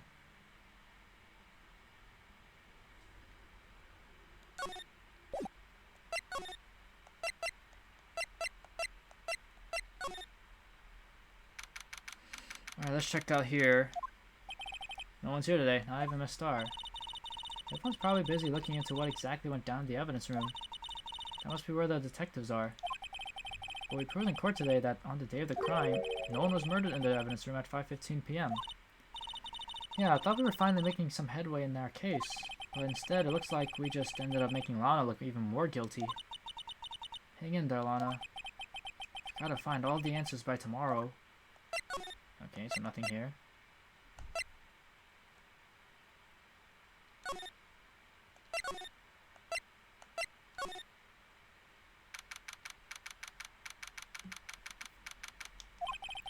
Place is always pretty empty, but today it's deserted. That must mean everyone's busy solving crimes. Oh, if you're looking for the others, they're all in the conference room. Thanks. Wow, he actually talked to us. With the chief prosecutor saying what she did and the decision about what to do with Mr. Edgeworth, not to mention our state to the media in tomorrow's trial. There's more chaos going on than Thanksgiving and Christmas put together. I think festive is the word usually used for those. Sir, we'd like to have a look around Chief Gant's office. Just use the connecting hallway to the other building and take the elevator to the top floor. Really? You mean it's okay for us to go in there? I mean, we aren't police officers or anything. Hey, you're right. You can't go in there. It's off limits.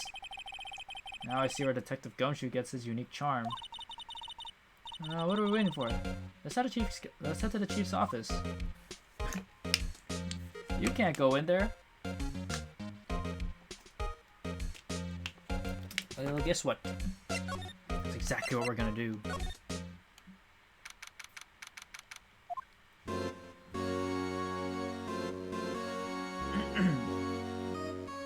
Pretty big place. Whoa, where am I? The chief's office, silly. At least that's what I said on the door. Look at that pipe organ. It's real, isn't it? Yeah, I used to take organ lessons in kindergarten. What? That's a kindergarten? All I did in kindergarten was play recorders. They used to call me Little Miss Bach. Thought I was a genius until they tried teaching me notes.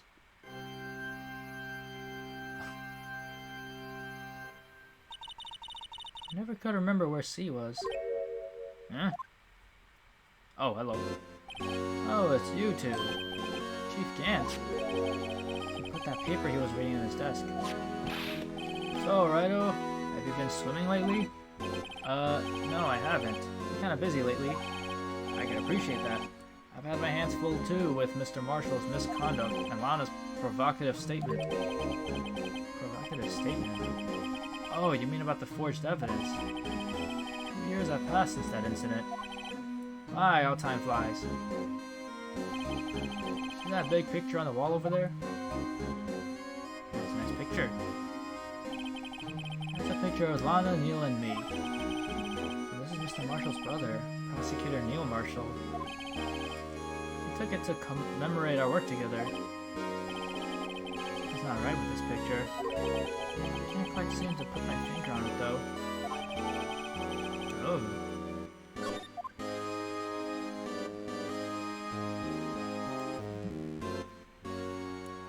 You gonna say anything? Anyway, I like to reminisce all day, but there are matters that need my attention.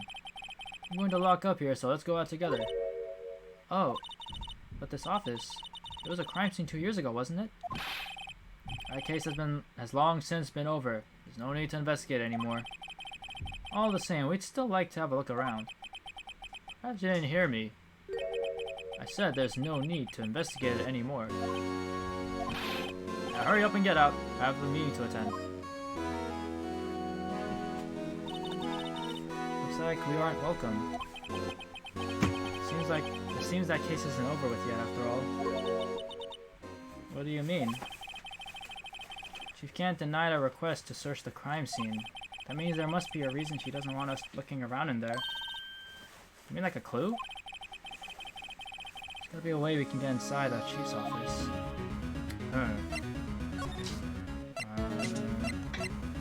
So can we... Oh. Hey, pal. Gumshoe, aren't you supposed to be in a meeting?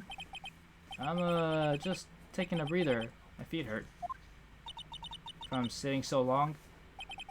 Actually, from serving everyone coffee. Sounds like Detective Gumshoe's still out of the loop. Say, have either of you seen Mr. Edgeworth? Edgeworth? No, why do you ask? He's under fire from both the police department and the prosecutor's office. It's almost like the battles between you two in court. It sounds serious. It's because of what my sister said. That's basically what it all boils down to. I falsified evidence 2 years ago. Now Mr. Edgeworth has the whole world after his blood. Yikes.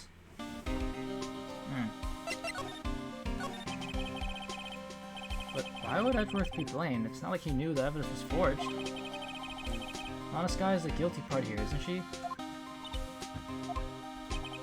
Regardless, the prosecutor is responsible for the evidence they present in court. Not only that, but as you know, there have been a lot of rumors going around about Mr. Edgeworth. His amazing talent as prosecutor kept him safe from those who don't like him. But now with this, are there really so many people who hate him? In our world, only those with talent rise to the top. Mr. Edgeworth, wait, no, that's a sentence. Mr. Edgeworth not only has that, but he's young. No better recipe I know of for making enemies. Hey, Dick, keep up the good work. Yes, sir. Let's go out for lunch again sometime. My treat. Yes, sir. Yeah, take me back to that joint sometime, okay, Dick? Just calls him a dick, damn. Yes, sir. Seems you don't have any problems with enemies. Yeah, well, I'm careful not to stick out. Anyway, I'm a bit worried about him. Under all this pressure, I'm afraid Mr. Edgeworth just might crack. Actually, I took a look at the file earlier while the coffee was brewing. He seems genuinely concerned for Edgeworth. Well, did you find out anything? The only evidence Dark left behind was during his final attack. His final attack? You don't mean... Or you mean... When he killed Professor... I can't read. Prosecutor Marshall, who was trying to protect some girl. Me. Seems Detective Don't you never realized Emma was the girl. That's when he left the most incriminating evidence of all. Well, what was it? Oh, let's see. I think it had something to do with the murder weapon. Oh, I forget. Look, it's all written somewhere in here, okay? Scars of recollection never fail to impress.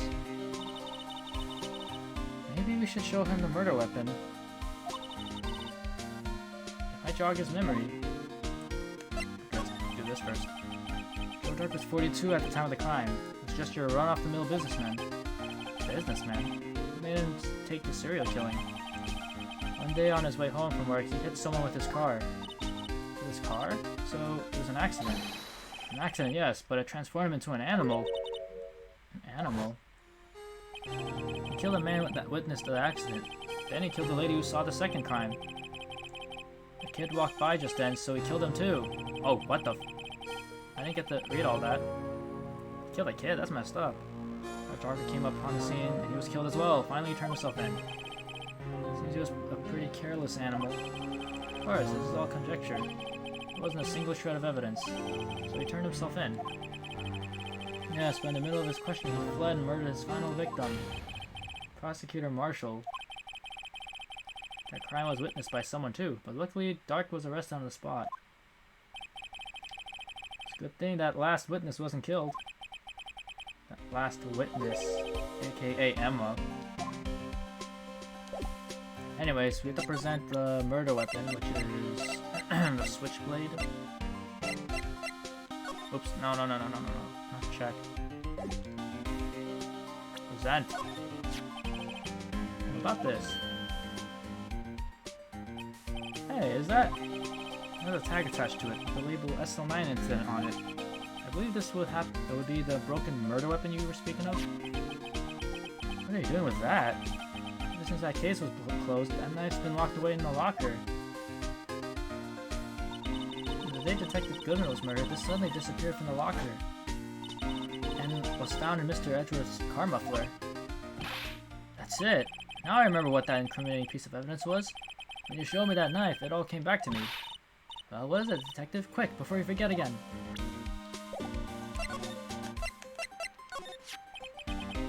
This knife, it was Joe Dark's, wasn't it? That's That's right. He traced it back to the store he bought it at. Plus, it had his fingerprints on it too. But no one actually witnessed him using it to murder anyone, right? That's where his luck ran out. When you take a good look at the knife, you'll see it's broken. You don't have to take a good look to notice that. Yeah, well, anyway, take a guess where the broken tip of the knife was found. That's what did him in. Where was it? The victim, Neil Marshall, was carrying it inside his own body. It was found deep inside the stab wound. Did it match Dark's knife? You bet. Down to the last fiber. That's pretty conclusive. Interesting. Well, there you have it in a nutshell. That's all I know. Can I ask you one more thing? What is it? If it's money you need, you should ask Chief Gant. It's not money, but it does concern the Chief. His office is a crime scene, right? It's where Prosecutor Neil Marshall was murdered. The Chief's out now, and his office is locked, but we'd like to have a look around if that's okay. Well, any detective's ID card can unlock the door. What? Really? But if I let a civilian in there, I'd be charged with breach of trust. Breach of trust? Simply put, I'd be canned. Oh. Sorry, pal. I don't plan on getting fired because of you. How about this ID card? It was Detective Goodman's. That won't work either. The data was deleted the day he died. Oh. So in other words, Gumshoe is our only chance of getting into that office. I wonder if there's something we could show him that would make him change his mind. Well, I wouldn't know right now.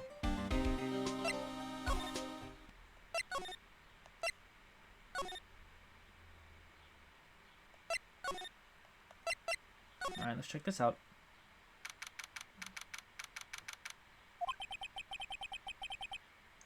Wonder if Edgeworth is back yet. There he is. Looks like he's writing something. Oh shoot. Jump scared. What are you doing here? Sure was quick to throw that paper on the floor. Tough day in court, huh? Huh.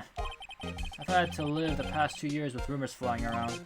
It's another allegation to me. Cheer up, Mr. Edgeworth. I'm rooting for you. That's Edgeworth for you. Always trying to hide his real feelings. So what do you want? Like some people, I don't have all day. Sheesh. I want to talk, man. There's no excuse for what I've done. 2 years ago, I used false evidence to obtain a guilty verdict. That's what it all breaks down to, and nothing I do can erase that fact. But you didn't know, did you? I mean, that the evidence was falsified. The police department and the prosecutor's office share a bond of trust. If that bond is broken, we stand to lose everything. The police department's error is my error. My responsibility as the prosecutor in charge. The fact remains the same, no matter what excuses I might have. Mr. Edgeworth, I take pride in my work. But tell me why. Why has it all come to this? Edgeworth can't keep this kind of emotion bottled up. Are you up for the trial tomorrow? First last year's trial, now this one. Seems all you do is worry about me. To be honest, you're getting on my nerves. Mr. Edgeworth, you can't just walk out on the trial. Tomorrow's the last day. It's too late to change prosecutors. I bet that's what my superiors are banking on. I never thought that case would come back to haunt me like this. What do you mean? List of evidence. It seems too short. Most lists run twice as long. It's only half as long as most lists. That is odd. After Neil Marshall was murdered, I became prosecutor for that case. I may not have been part of the investigation, but I knew of what I had to do. It's the evidence I was given to prove the suspect guilty. That was really the only thing on my mind at the time. Say, we just saw a picture taken around that time. That picture? Something seems strange about it. Could you tell us again about what happened that day? The day Detective Goodman was murdered. You were participating in a ceremony over at the station, right? I never cared for ceremonies, but I had to attend that one. Because you were awarded this? Those receiving awards can't exactly skip out on this ceremony. Finished up at the office in the morning and drove over to the police department. You finished up at the office? Yes, just odds and ends, clerical stuff. I didn't plan on returning to the office that day. It is until I was asked to take something back. Take something back? This. Oh yeah, Chief Gant asked you to hold on to that, didn't he? Yes, it was a piece of evidence in that case that was closed half a year ago. He asked me to bring it back to the prosecutor's office. That's the story we heard yesterday. So you came back here to the prosecutor's office because the chief asked you to? That's right. Check this out. This picture was hanging on the wall in Chief Gant's office. Prosecutor Neil Marshall. He had just started making a name for himself. Looks like this was taken when he received the King of Prosecutors trophy. Speaking of that, there's something that bothers me. Yes? The trophy Mr. Marshall is holding. It's a little different than yours. Yes, you're right. Ah, I remember now. Remember what? That was what the official prosecutor's trophy looked like until 2 years ago. There's a story behind its design. A story? Sounds interesting. Would you mind telling it to us? Simple, really. Contradiction. That's what the award's based on.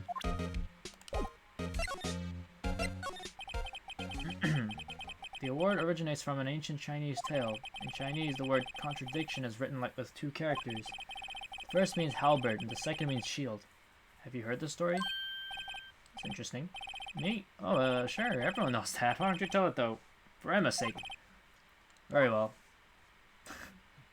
Totally didn't know. Long ago in the kingdom of Chu, there was an arms merchant.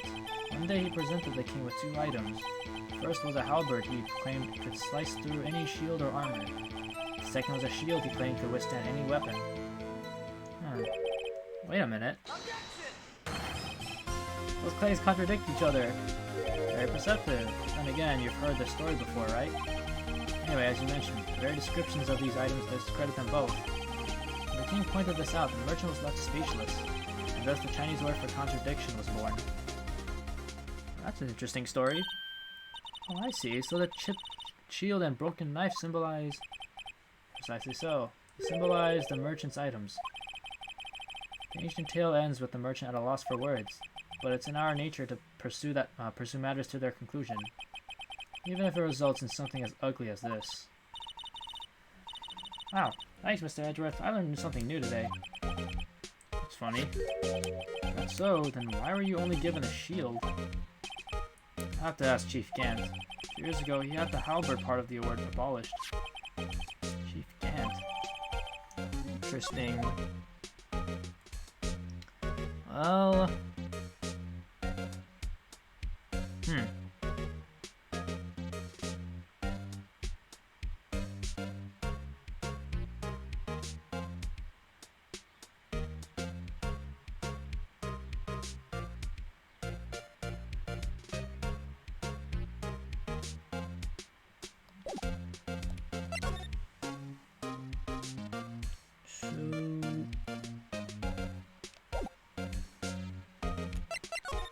Wait, no, not that. I want to examine.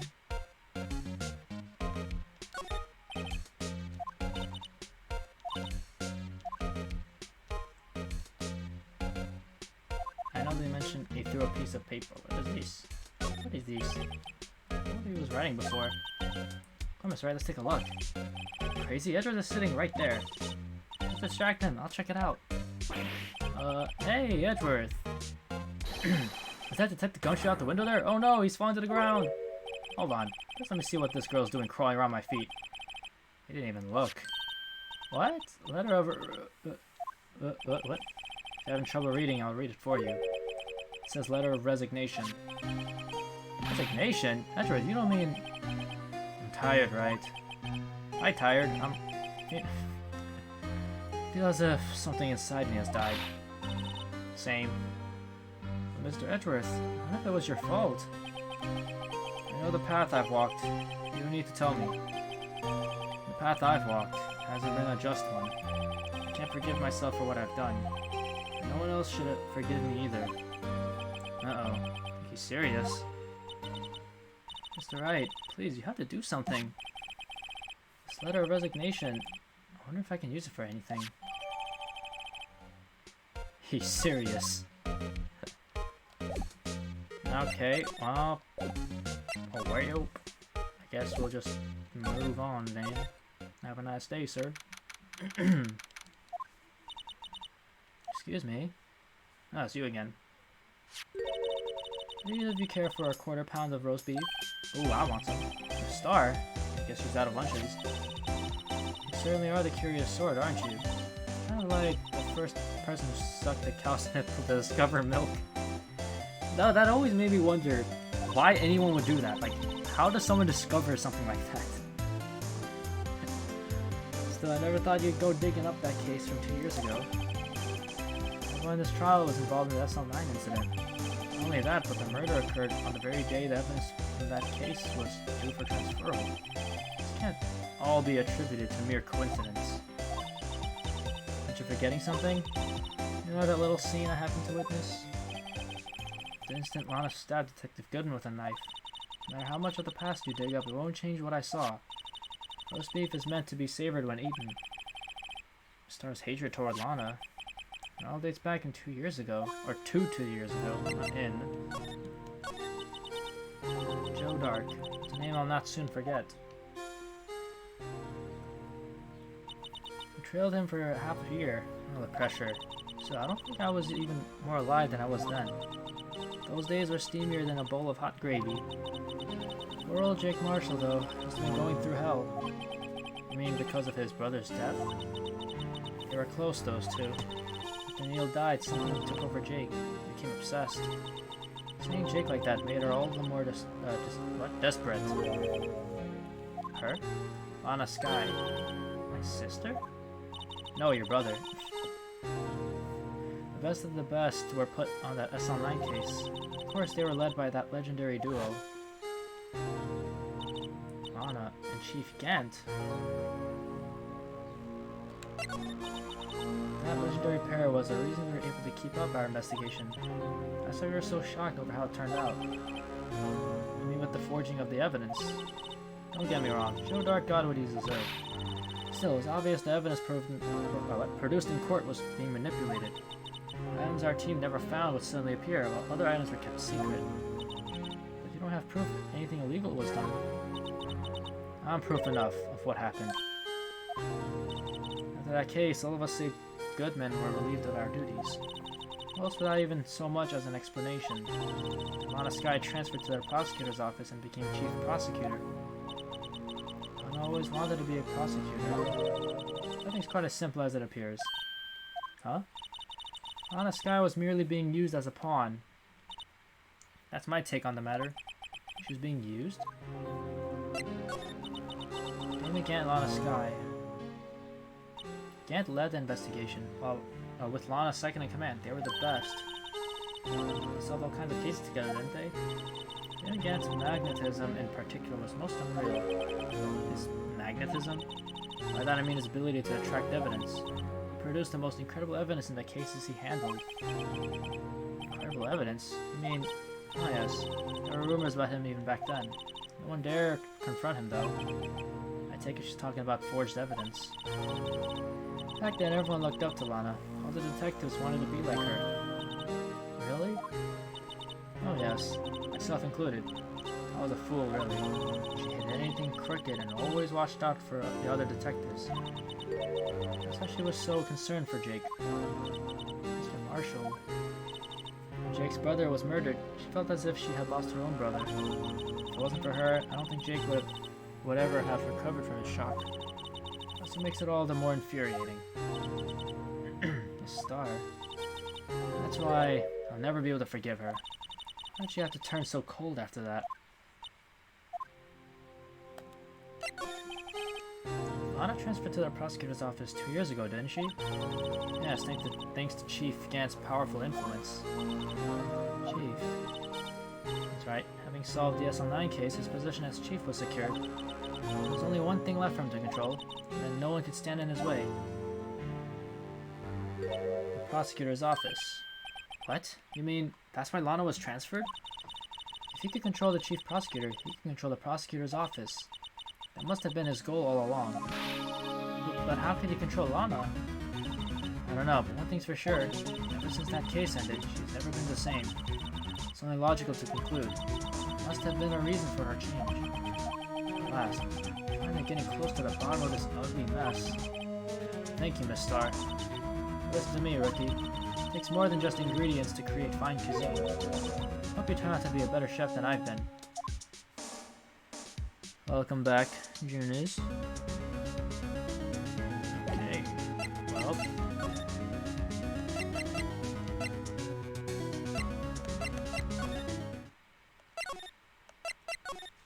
Let's go back to the Pharaoh's apartment. Oh, you're back. You're still here? I'm gonna make 150 copies of these files. Brewing coffee, copying files. I'm turning into a regular DJ. You're a DJ as well? If I'm not mistaken, I think he means desk jockey. Oh, that DJ. I gotta admire your persistency, but my answer is still no.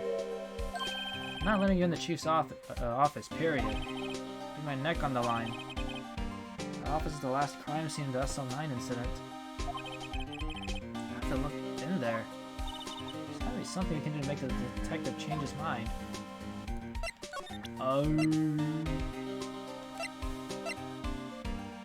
Probably this, right? Just crumple a piece of paper.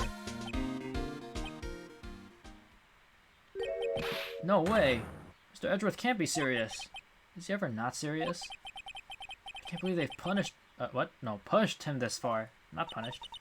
Or I guess it's technically a punishment. Mr. Edgeworth really feels responsible. When I first met him, I thought he was as cold as ice too. I know different now. He trusted us detectives to provide him with sound evidence. But we betrayed him. Detective. That's it. I've made up my mind. But... here, take my ID card. You can't do that. If someone found out, they wouldn't let you off the hook with another lost item report. Look at me. It's no secret I'm already out of the loop. After all, I'm friends with Mr. Edgeworth. Depending on how this case turns out, I may already be as good as terminated. What? So at least let me do this. For Mr. Edgeworth's sake. Alright, Detective. Thank you. Hey, nice. Now we can go to the Chief's office.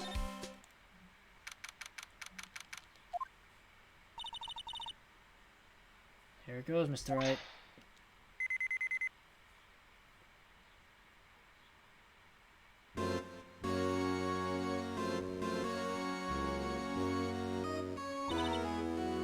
We're in. If anyone finds us now, Detective Gumshoe's a goner. If that happens, I'm counting on you to bail me out. Heck! Ah! Sorry, I thought you were a ghost. I didn't even know you could slap a ghost. Ah, Detective Gumshoe! What are you doing sneaking up on us like that? I wasn't sneaking. I was just worried something might go wrong. So I came too. If you're here, then what's the point in giving us your ID card? Gumshoe's ID crushed and rendered unusable in pocket. Hey, don't do that to my card. My Pokemon card. I hardly ever get a chance to come in here. I figured I'd have a look around myself. Besides, we're all in this together now. You really do want to get fired, don't you? Not if we're lucky. Come on, let's see what we can find out. I've got a bad feeling about this. The desk on the other side of the room. Was that your sister's? Yes, that's why I was waiting for Lana. That day 2 years ago. Is anyone using it now? No, sir. This is entirely Chief Gant's office now. Practices a strict policy of preserving the crime scene. A strange reason to leave it there. He leaves it as a warning to everyone else. He wants us to always be alert. He told us so himself at the New Year's party. Of course, he was pretty intoxicated at the time. I see. There's not a left. No one ever touches that desk? No one except Chief Gant. And the cleaning lady who's in here each morning. Still, 2 years have passed since that incident. There can't possibly be any clues remaining. We don't know that. Can I ask you something? Sure. You know we came here to look around, right? Because it's one of the SL9 crime scenes? I mean, that's your only reason for coming here, isn't it? Why do you ask? I don't think... Nah, you wouldn't be. No. No, there's no way. Never mind, don't worry about it. Okay, now then, let's around a bit more. Hey, hold on, not so fast, buddy. Huh? What is it? Someone tells you don't worry about it, it's supposed to start bothering you, pal. Don't just let it go at that. Sorry. This guy's starting to get on my nerves. Okay, so what's bothering you? You two don't think Chief Gant might be a suspect, do you? What? He's right, Mr. Wright. What do we think of him? Chief Gant. It's finally come to this. What do I think of him? It's best if I don't divulge my feelings. Yet. There you go, ignoring me again.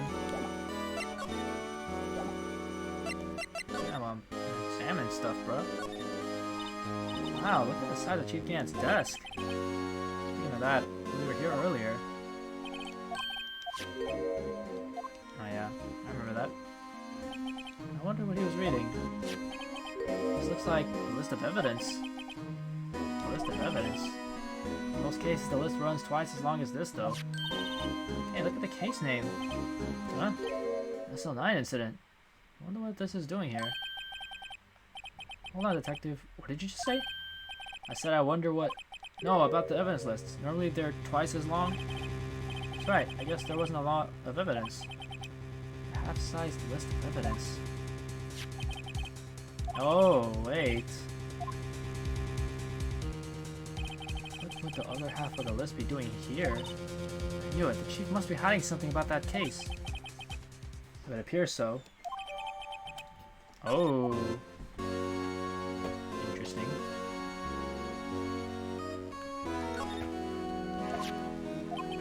Okay, yeah.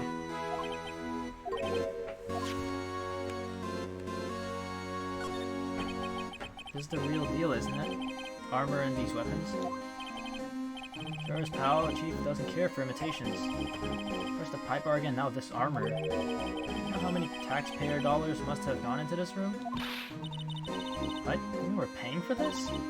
That's it. I'm not paying 1 cent of my taxes. You avoid those taxes, Emma. You don't have any taxes to pay. Shh, be careful what you say. Who knows? The chief may be hiding in his armor as we speak. I don't think he'd fit in there. Even if he did, he'd never be able to get back out. Now, I don't know how scary that guy can be. I think we're pretty aware. The chief's organ sure is a sight to behold. Occasionally we hear him playing it from the Criminal Affairs Department. On the 2nd floor, this is the 15th floor of an entire different building.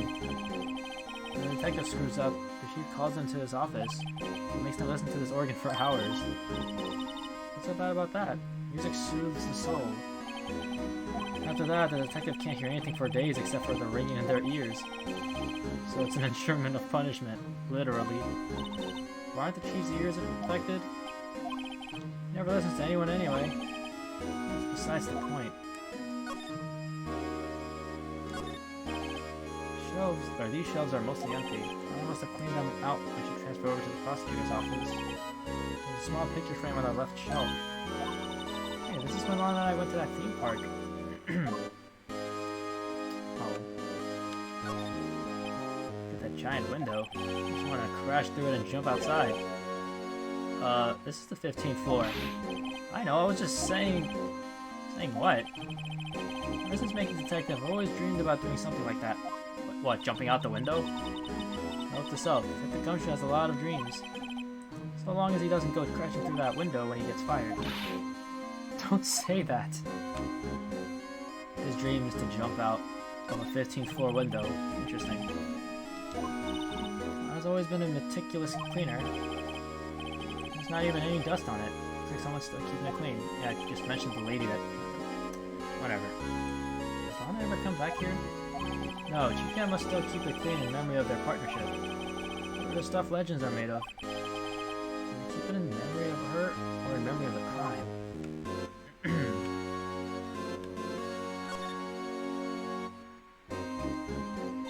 This was taken on the day 2 years ago, or on that day.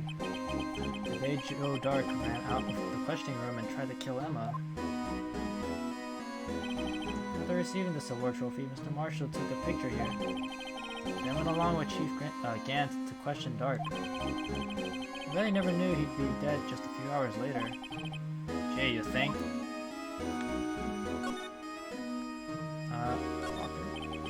This is a safe, isn't it? Safe. That wood is ripe like a tree. Okay, if you say so. Looks like a code needs to be entered in this panel to open it.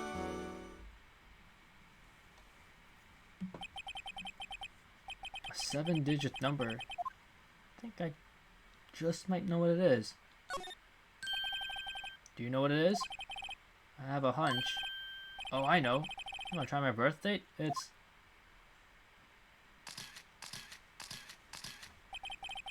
I have a better idea. It was nothing. There's no way the 7 code input is just...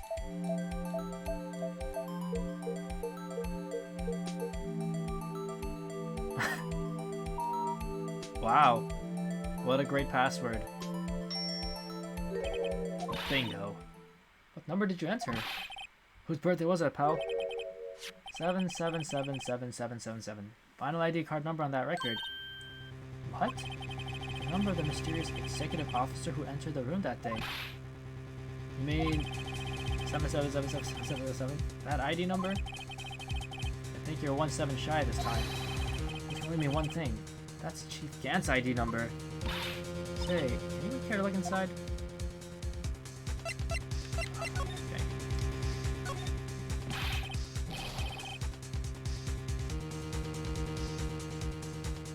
Is there any money in there? How much does he have stashed away? Look, it's a shard from a broken cup. This one looks familiar. Where have I seen this before? Damn, freaking gumshoe, right? There's something else in here too. What's this? A piece of leather cloth. Oh, it's a handprint, isn't it? Hey, I saw someone wearing a shirt like that once. You think the chief made up the design? I don't think so. Oh, well, it was just a thought. Is that it? This is all that was in the safe? Apparently so. It's empty now. A piece of cloth with a handprint on it. And a broken shard from a cup. They look like pieces of evidence. Yeah, but unless you can prove they have something to do with this case, I'm afraid I can't just let you take them. I wish Gumshoe goes behind bars. That means there's nothing wrong. My neck is... okay, yep. We're risking his job. Great, now I have to prove their relevancy to get them. I think I know. First off, that cup is from this. He's annoying, no lie. I mean, I don't know. I find him funny. Sometimes I feel bad for him. Remember when the 3 of us put that back together? Oh, those were the days. Kind of early to be nostalgic. Was the jar a piece of evidence from that case? That's right. One of the shards had an SL9 incident sticker on it. Doesn't this ring any bells? You know, that fragment we just found? See this one? That was in the safe? Yes, that one. That was in the safe. Now that you mention it, it's ringing a lot of bells. Let's see if it fits. Okay. Go ahead, pal. Show us what a rookie can do. Oh, we're actually doing this?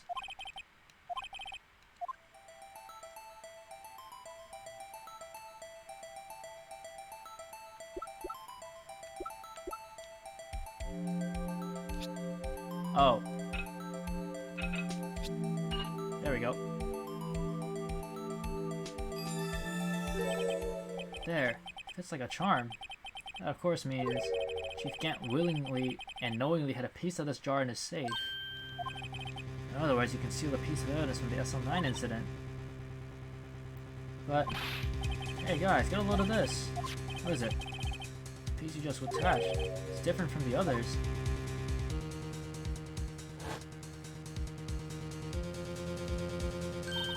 There's a reddish line on it. Reddish line. What? I don't get it. Why would Chief Gant hide this in his safe? Interesting. Alright, well, now we can present... There's a handprint. We can present the fingerprint thingy-majiggy. Alright, let's take the fingerprints. What are you doing? Why are you sticking out your hand like that? Go ahead, take my fingerprints. It's not your fingerprints we have to take. Huh? Come on, this isn't the time for jokes. Talk about that cloth we found in the safe. Oh, I knew that. The one with the handprint on it, right? No, the cloth with the toe print. Sheesh, where's your sense of humor? Anyways.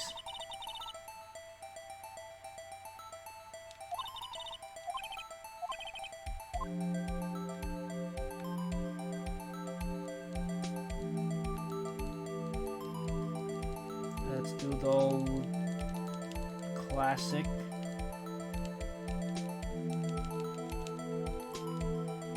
Is this not enough? Are you kidding me?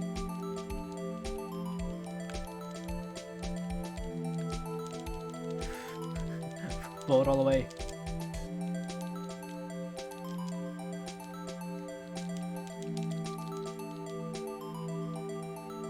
Really?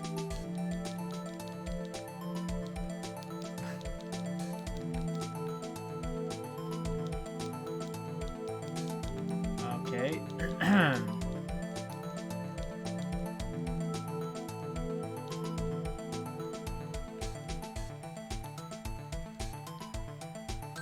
There we go.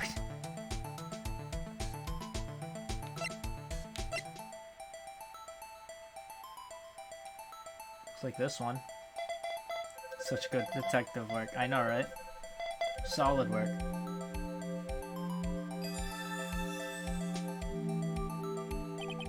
Oh, how could this be? What are Emma's fingerprints doing here? Hey, you found a match? Whose fingerprints were they? Huh? Oh, it seems the prints are too old. They aren't clear enough to get a match. Oh, that's too bad. I thought they'd be Dark's prints. Psst. Hey, you, over there. Or here. What's going on here? What are that kid's prints doing inside the chief's safe? Don't ask me. Let's just keep this information from Emma for now. Here, maybe you should hold on to this. Thanks. Well, was that any help? Of course. Thanks to your ID card, we were able to get some hard evidence. No, that's not very kind, is it? In other words, if it wasn't for his ID card, he would have been useless. Isn't that right, you in the coat? Hey! Uh-oh. Chief Gant. I didn't think you'd be back so soon. Fortunately, I'm a man who believes in signs. As I was walking to my meeting, I happened to look out a window and saw a stray dog run right into a pole. Just then I thought of a certain detective. You mean me, sir? Now then, I'm afraid I'm going to have to ask you all to leave. Yes, sir. Sorry. Oh, you in the coat. Me, sir? Drop off your ID on the way out. You won't be needing it anymore. Sir? Now get out. Yes, sir. Jeez. We'll be on our way out too then. White? Ew, the one with the spiky hair. Without the spiky hair. Don't go yet. Me, sir? I'd like a word with you. But sir, I'm not a licensed but okay. You with the spiky hair, you're free to go. Mr. Wright. Oh no. Look, pal, if I've told you once, I've told you 1,000 times. The chief's office is off limits. But no, you just had to go sneaking into like that, didn't you? I thought you said you didn't care anymore if you were fired. Yeah, but if I knew it'd be like this, I never would have said it. Now that I've seen the evidence Chief Gant was hiding in his office, I think I'm finally starting to get the picture. Why is she kept eerily silent about it all this time? Anyway, are you listening to me? I'll try to smooth things over with the chief again. There, pal.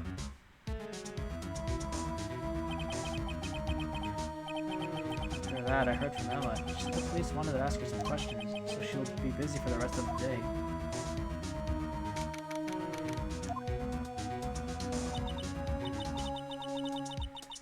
I see, so the chief asked Emma to come in for questioning. He was thinking about it. It was the final day in court. I'm committed to doing everything I can to defend you, which is why I'm here. I've already told you all I can. What you've told me over these past couple of days is absolutely nothing. Not a single useful thing. Really, I believe I did mention something quite important. Something I told you right at the beginning. I said that I was the one who stabbed Detective Goodman. You know, I think I finally figured it out. I know who it is that's lurking behind your words. You did a good job mentoring you. I'm rather jealous. It seems Edgeworth was right. Edgeworth? Once you're convinced you know something, no one can persuade you otherwise. Thick-headed is the term you used, I believe. That's my chance to get her to tell me the rest of the story. Okay. I have to admit, I was more than a little perplexed at first. I insisted you did it if there was no incriminating evidence. That's when it hit me. Not that you're unwilling to tell the truth. It's that you're incapable of doing so because of a certain individual. What an intriguing notion. A certain individual, you say? So you think I'm protecting this person? Protecting? No. I think you're afraid of is. I think afraid of is more likely. If I'm not mistaken, the person in question may have persuaded you to silence. For argument's sake, Mr. Wright, who may I ask is this person you're speaking of? The one I am supposedly so frightened of. What is this person's name? Him, obviously. Well, Miss Sky? Mr. Wright, you are addressing the Chief Prosecutor. Do not forget your place. I take it you're still not ready to spill the beans. My apologies. Could you please tell me a bit more about what you think you know? We were partners until 2 years ago. I respected him as a detective. Assuming he is respectable, then tell me something. Why would he try to hide his crimes? His crimes? Both you and Edgeworth will be brought before a board of inquiry for what you did, specifically hiding and forging evidence. Of course, these are serious offenses. Why is it, though, that Chief Gant's name was never mentioned? Chief Gant? Edgeworth didn't know the truth behind the forgery. The only party who could have possibly tampered with the evidence was me. I had access because I was second in command of that investigation. Yes, you, but also one other, Damon Gant. If you intend to accuse Chief Gant, you need more than just words. Show me proof that Chief Gant falsified evidence in that case.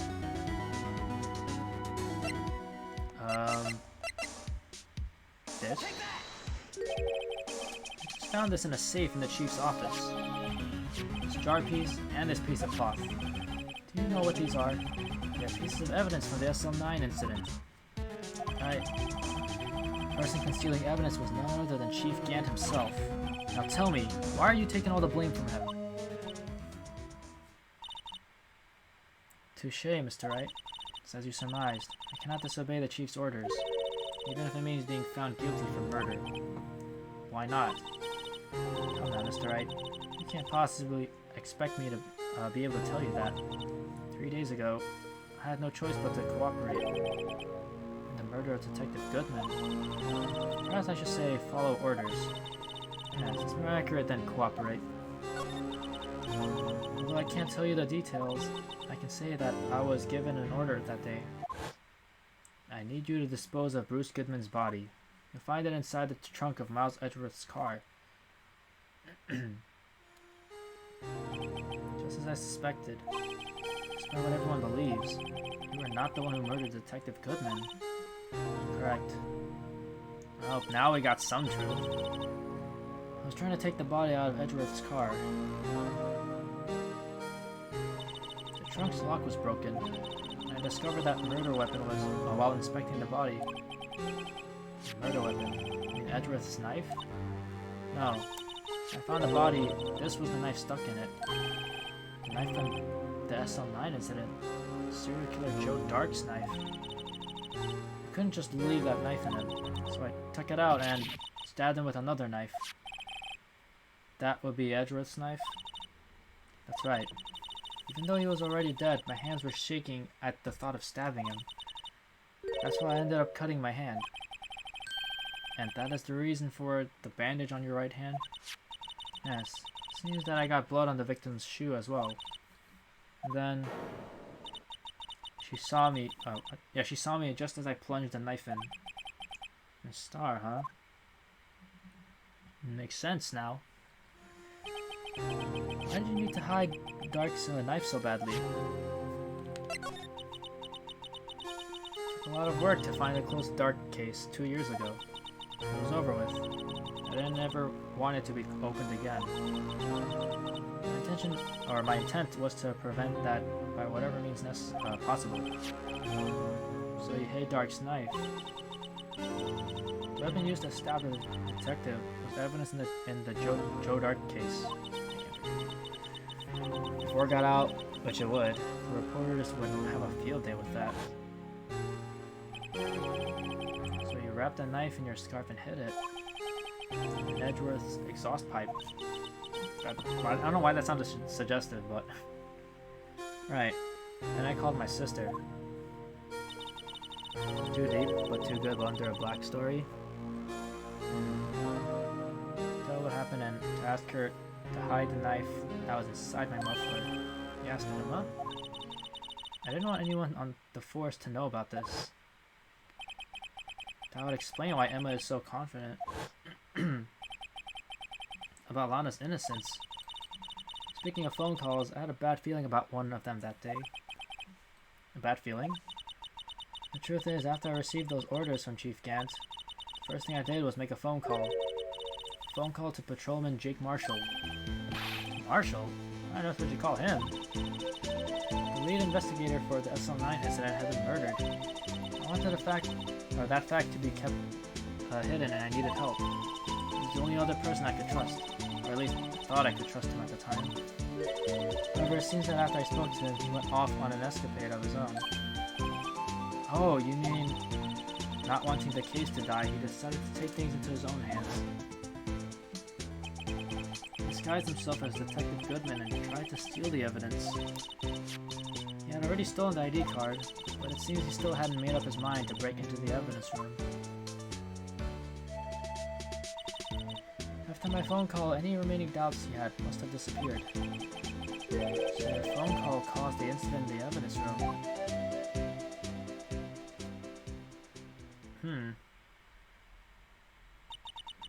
I'm afraid that's all I can tell you.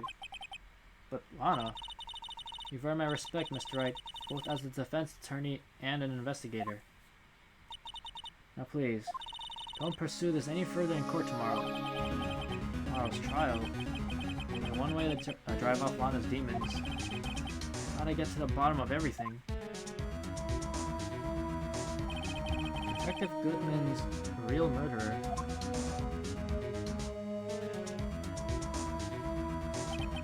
And what went down in the chief's office 2 years ago?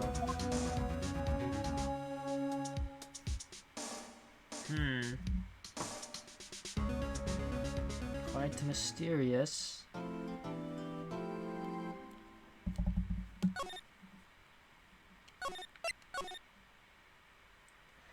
Alright, well, I know... oh, final day. It's about that time. This is too much to handle. Yeah, you're telling me. There's so much happening in this day compared to the other past ones. But, I'm gonna leave it off here. I'll work on the...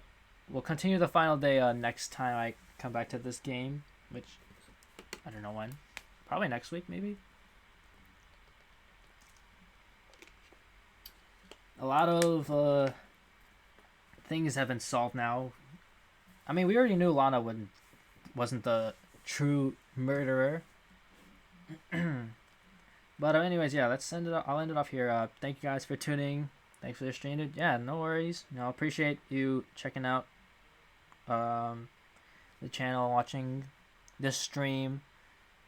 I think next time I stream, I'll probably we'll continue with Kirby, the post game. Now that I've finished the story mode.